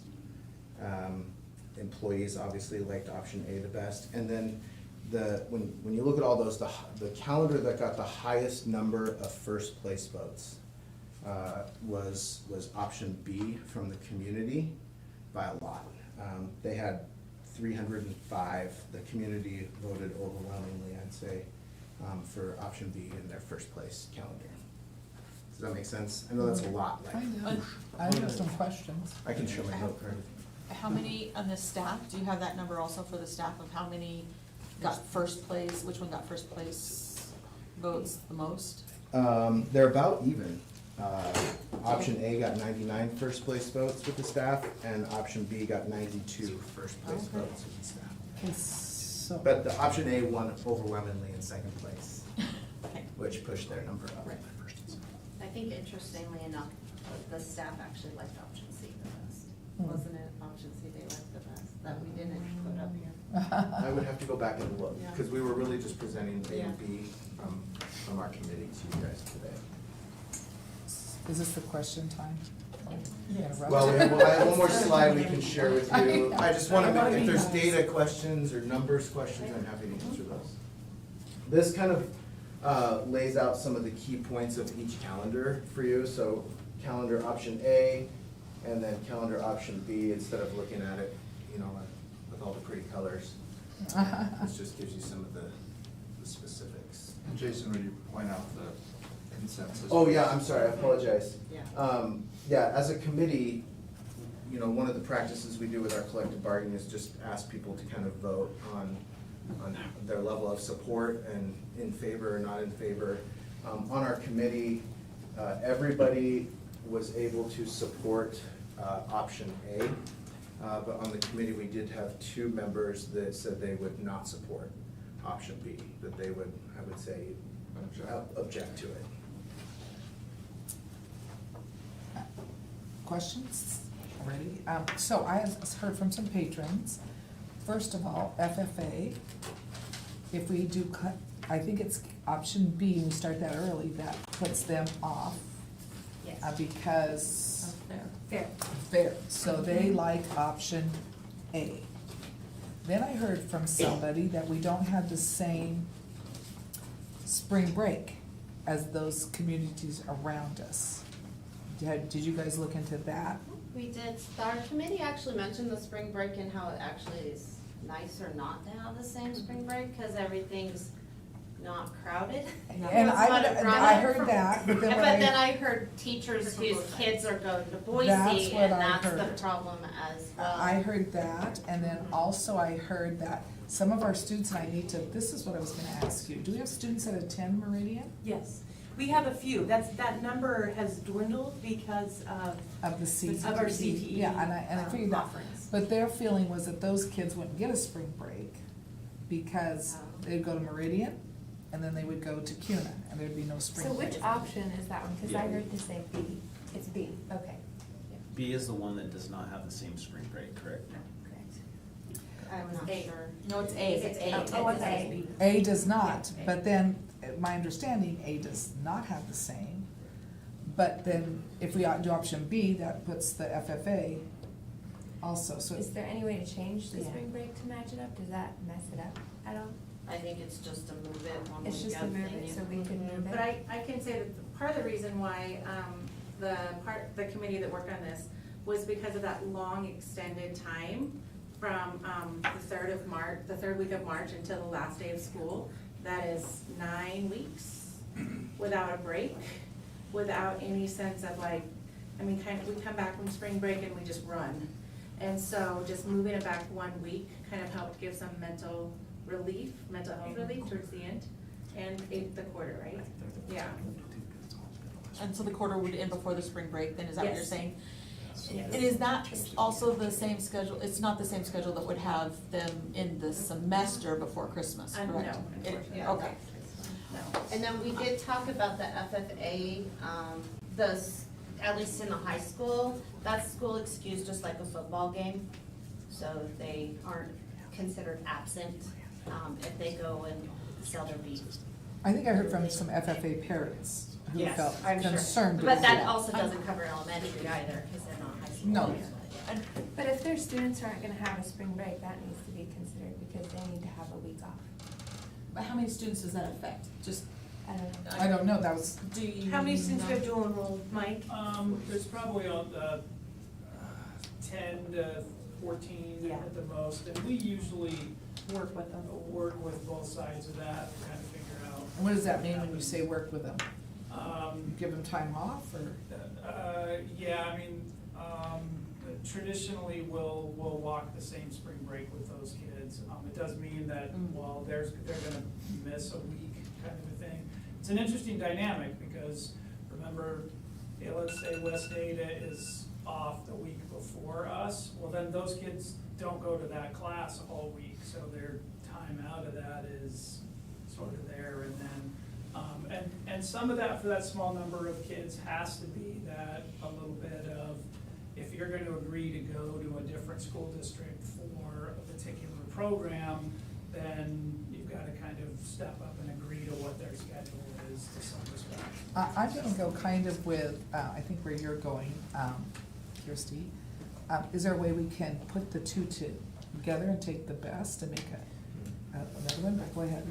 Well, I guess before we change that around, I think we need to know, because is there consistency? Is it just Boise that's the earlier date, or is it West Ada as well, or what are we looking at on that? Because we could make it worse by moving things around, and I guess I'd also kind of point out that as far as I can remember, the last full week of March has pretty much always been spring break. So if it's moved, then I think it's them that's kind of moved it or kind of changed it, and not us necessarily. So. Well, this week it is the 20th, this year.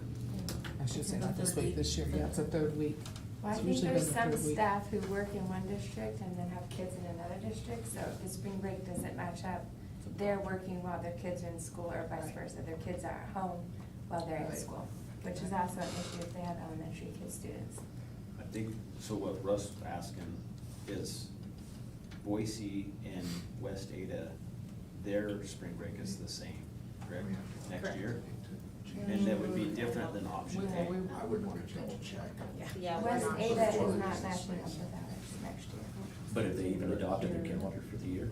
That's one of my Yeah, questions. have they I adopted their think they're done, but I'm not sure. Well, then we don't know. We don't know if it's gonna line up. We could make it worse. So, one of the things that I noticed in the two calendars and am cognizant of is the Christmas break. Because starting a Christmas break on December 24th, I'm just thinking about parents who co-parent. And then you're playing with their schedule that they have set up for their kids for Christmas break, like one of them will have it for half, another, and I think starting that late is messing with parents who co-parent. And the other thing that I heard from a couple of constituents is they were concerned that, because I didn't see anywhere on there where it was specifically mentioned, they were concerned that there wouldn't be the early release on Wednesday, which I've already clarified is not true. There will be an early release on Wednesdays, so that kind of made that moot for me. But the Christmas break thing is something I took note of too. And I just have a question from a teacher standpoint. Did most of the teachers choose the other option because working up to Christmas that late is kind of hard sometimes? Really hard. This one. Yeah. That's where Boise starts their Christmas break. Yeah. So our crack research team over here. Yeah, they said this is when Boise starts their break too, so. Their spring break. Yeah. Boise And their and West spring break Ada is are the same as us, or Yeah, it does look like the earlier one? Nampa doesn't have a calendar posted yet. this is West Ada.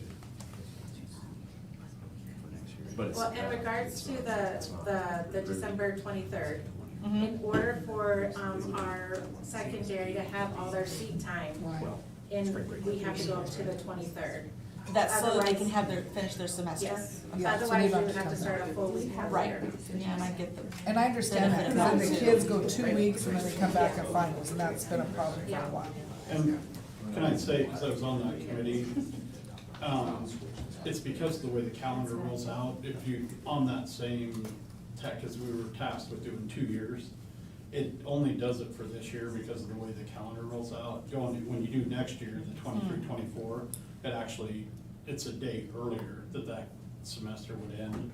But it just, that fluctuates year to year because of the way the calendar fluctuates year to year. And So,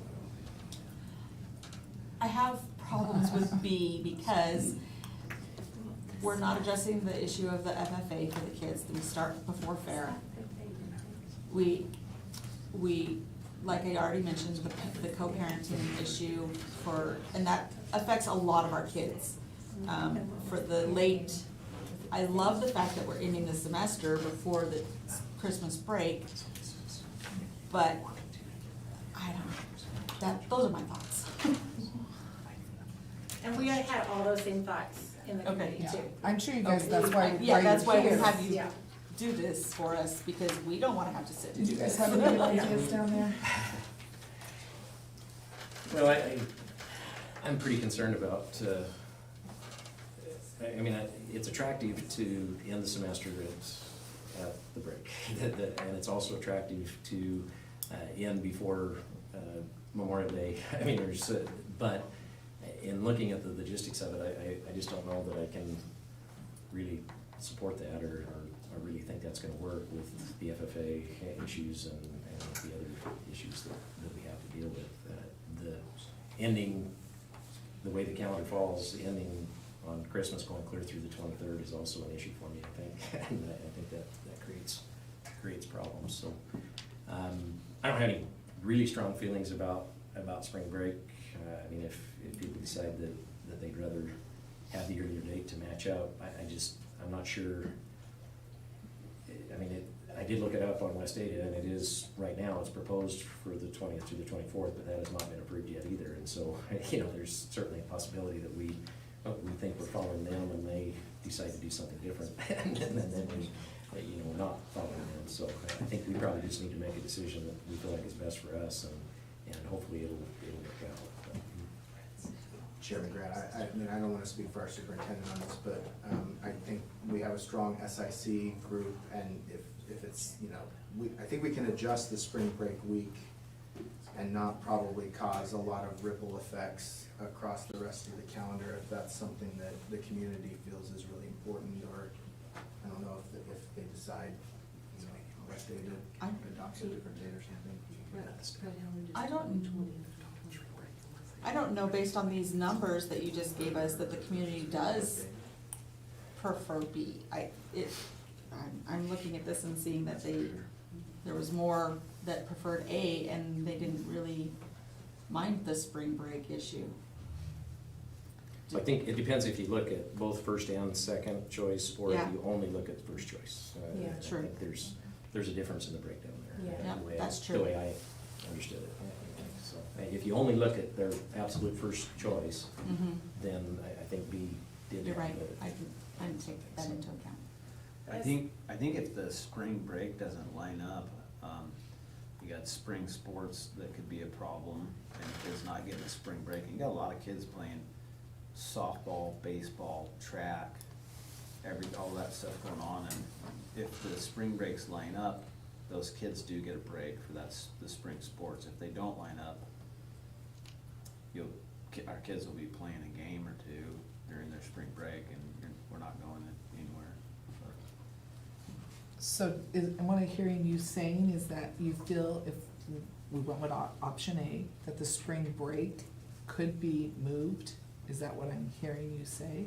You can do whatever you want. Yeah, that's- You're the board. Well, I'm just trying to hear what people are saying Yeah. first. Mathematically, it works.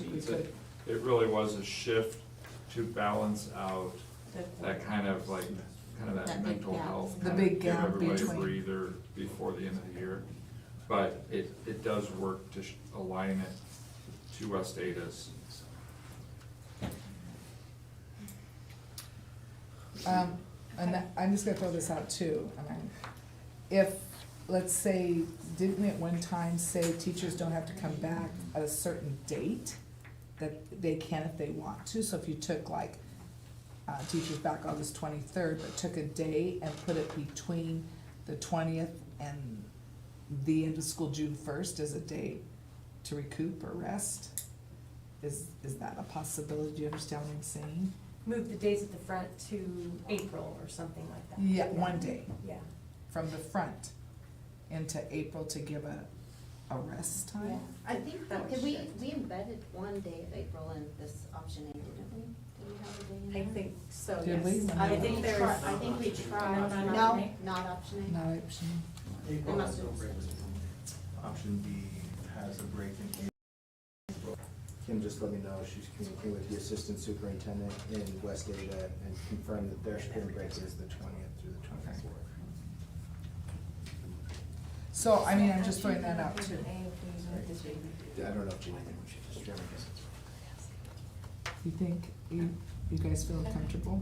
So I think I'd like to make a motion, I'd move that we adopt option A, but that we revisit the issue of spring break next month. So that we adopt option A as it currently stands, but we leave ourselves open, and I think that still gives us time in April. I mean, we're a full year ahead almost. We've got everything else that we Kind can of calendar start. out, we can calendar that, we can work and move forward on everything else, but then we can gather a little more information, and if we think it's a good idea to move spring break up 1 week, then we can do that. So my motion would be to adopt option A with the idea that if we determine it's wise, then we can revisit the issue of spring break. Okay, I second that. I Okay, second so the we motion. have a motion on the table to adopt option A with the ability to change the spring break next month, and we have a second. All in favor, do we have any more discussion? Yeah, all in favor, Joy? Yes. I'll say yes. Yes. Aye. Okay, motion carries, thank you. Thank you. Thanks for all your hard work. Yeah. I know when you spend all the time doing that hard work and then we're talking about it. You guys are the experts on that. Thank you for your time. That's a hard committee to be on. Okay, so, Superintendent Johnson, do you want to talk, or Chairman Grant. take it over, here we go. Yeah, and trustees, as you know, we have been lucky in this school district to have amazing clerks. Clerk of the board. Carlissa has served the majority of my career as superintendent as our clerk, and she's served faithfully. She's been a teammate for a long time, and she's gonna kill me here in a few minutes if I don't stop. She spoke with me, about 3 or 4 months ago and said it was time for her to have somebody else take that on. And she said, you know, that she was thinking it was time to let it go, have some of her second Tuesdays and sometimes Thursdays and sometimes fourth Tuesdays and those kind of evenings with her family.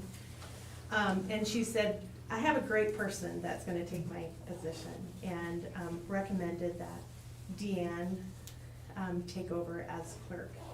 So I spoke with the chairman and vice chairman about it, and they thought that was a great idea too. Deanne's also been a faithful servant to our community here.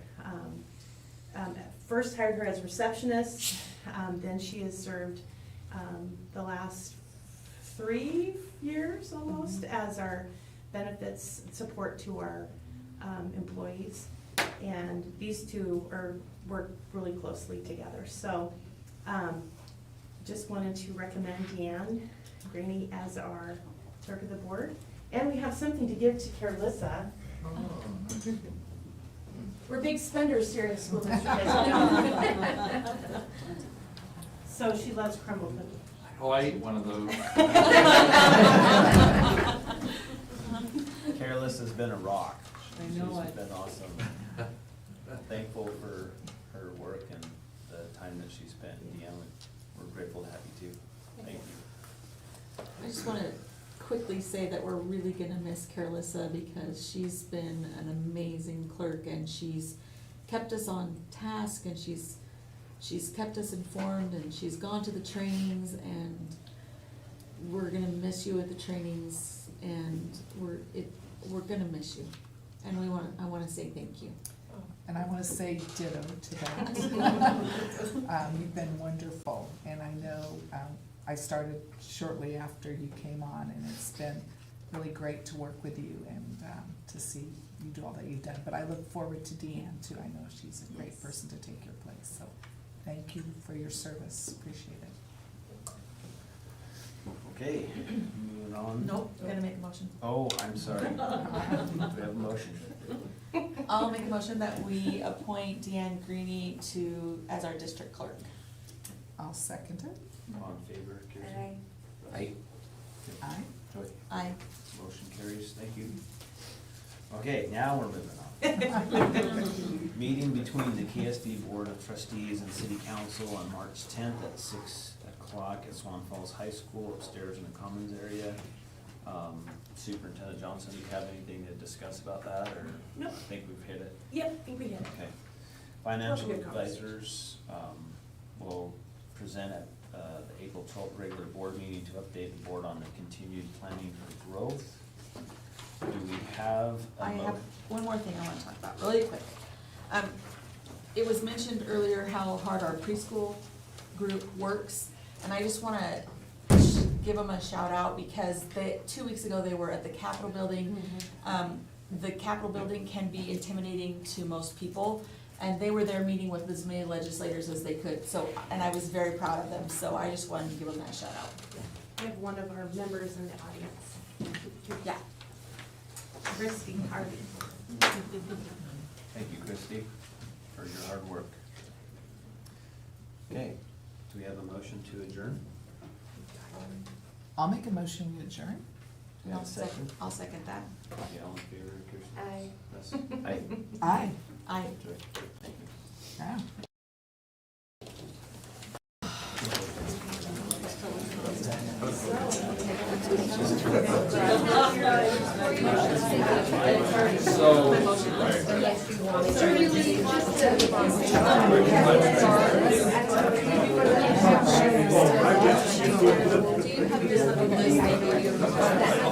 I do. I think they have it. I'll make a copy.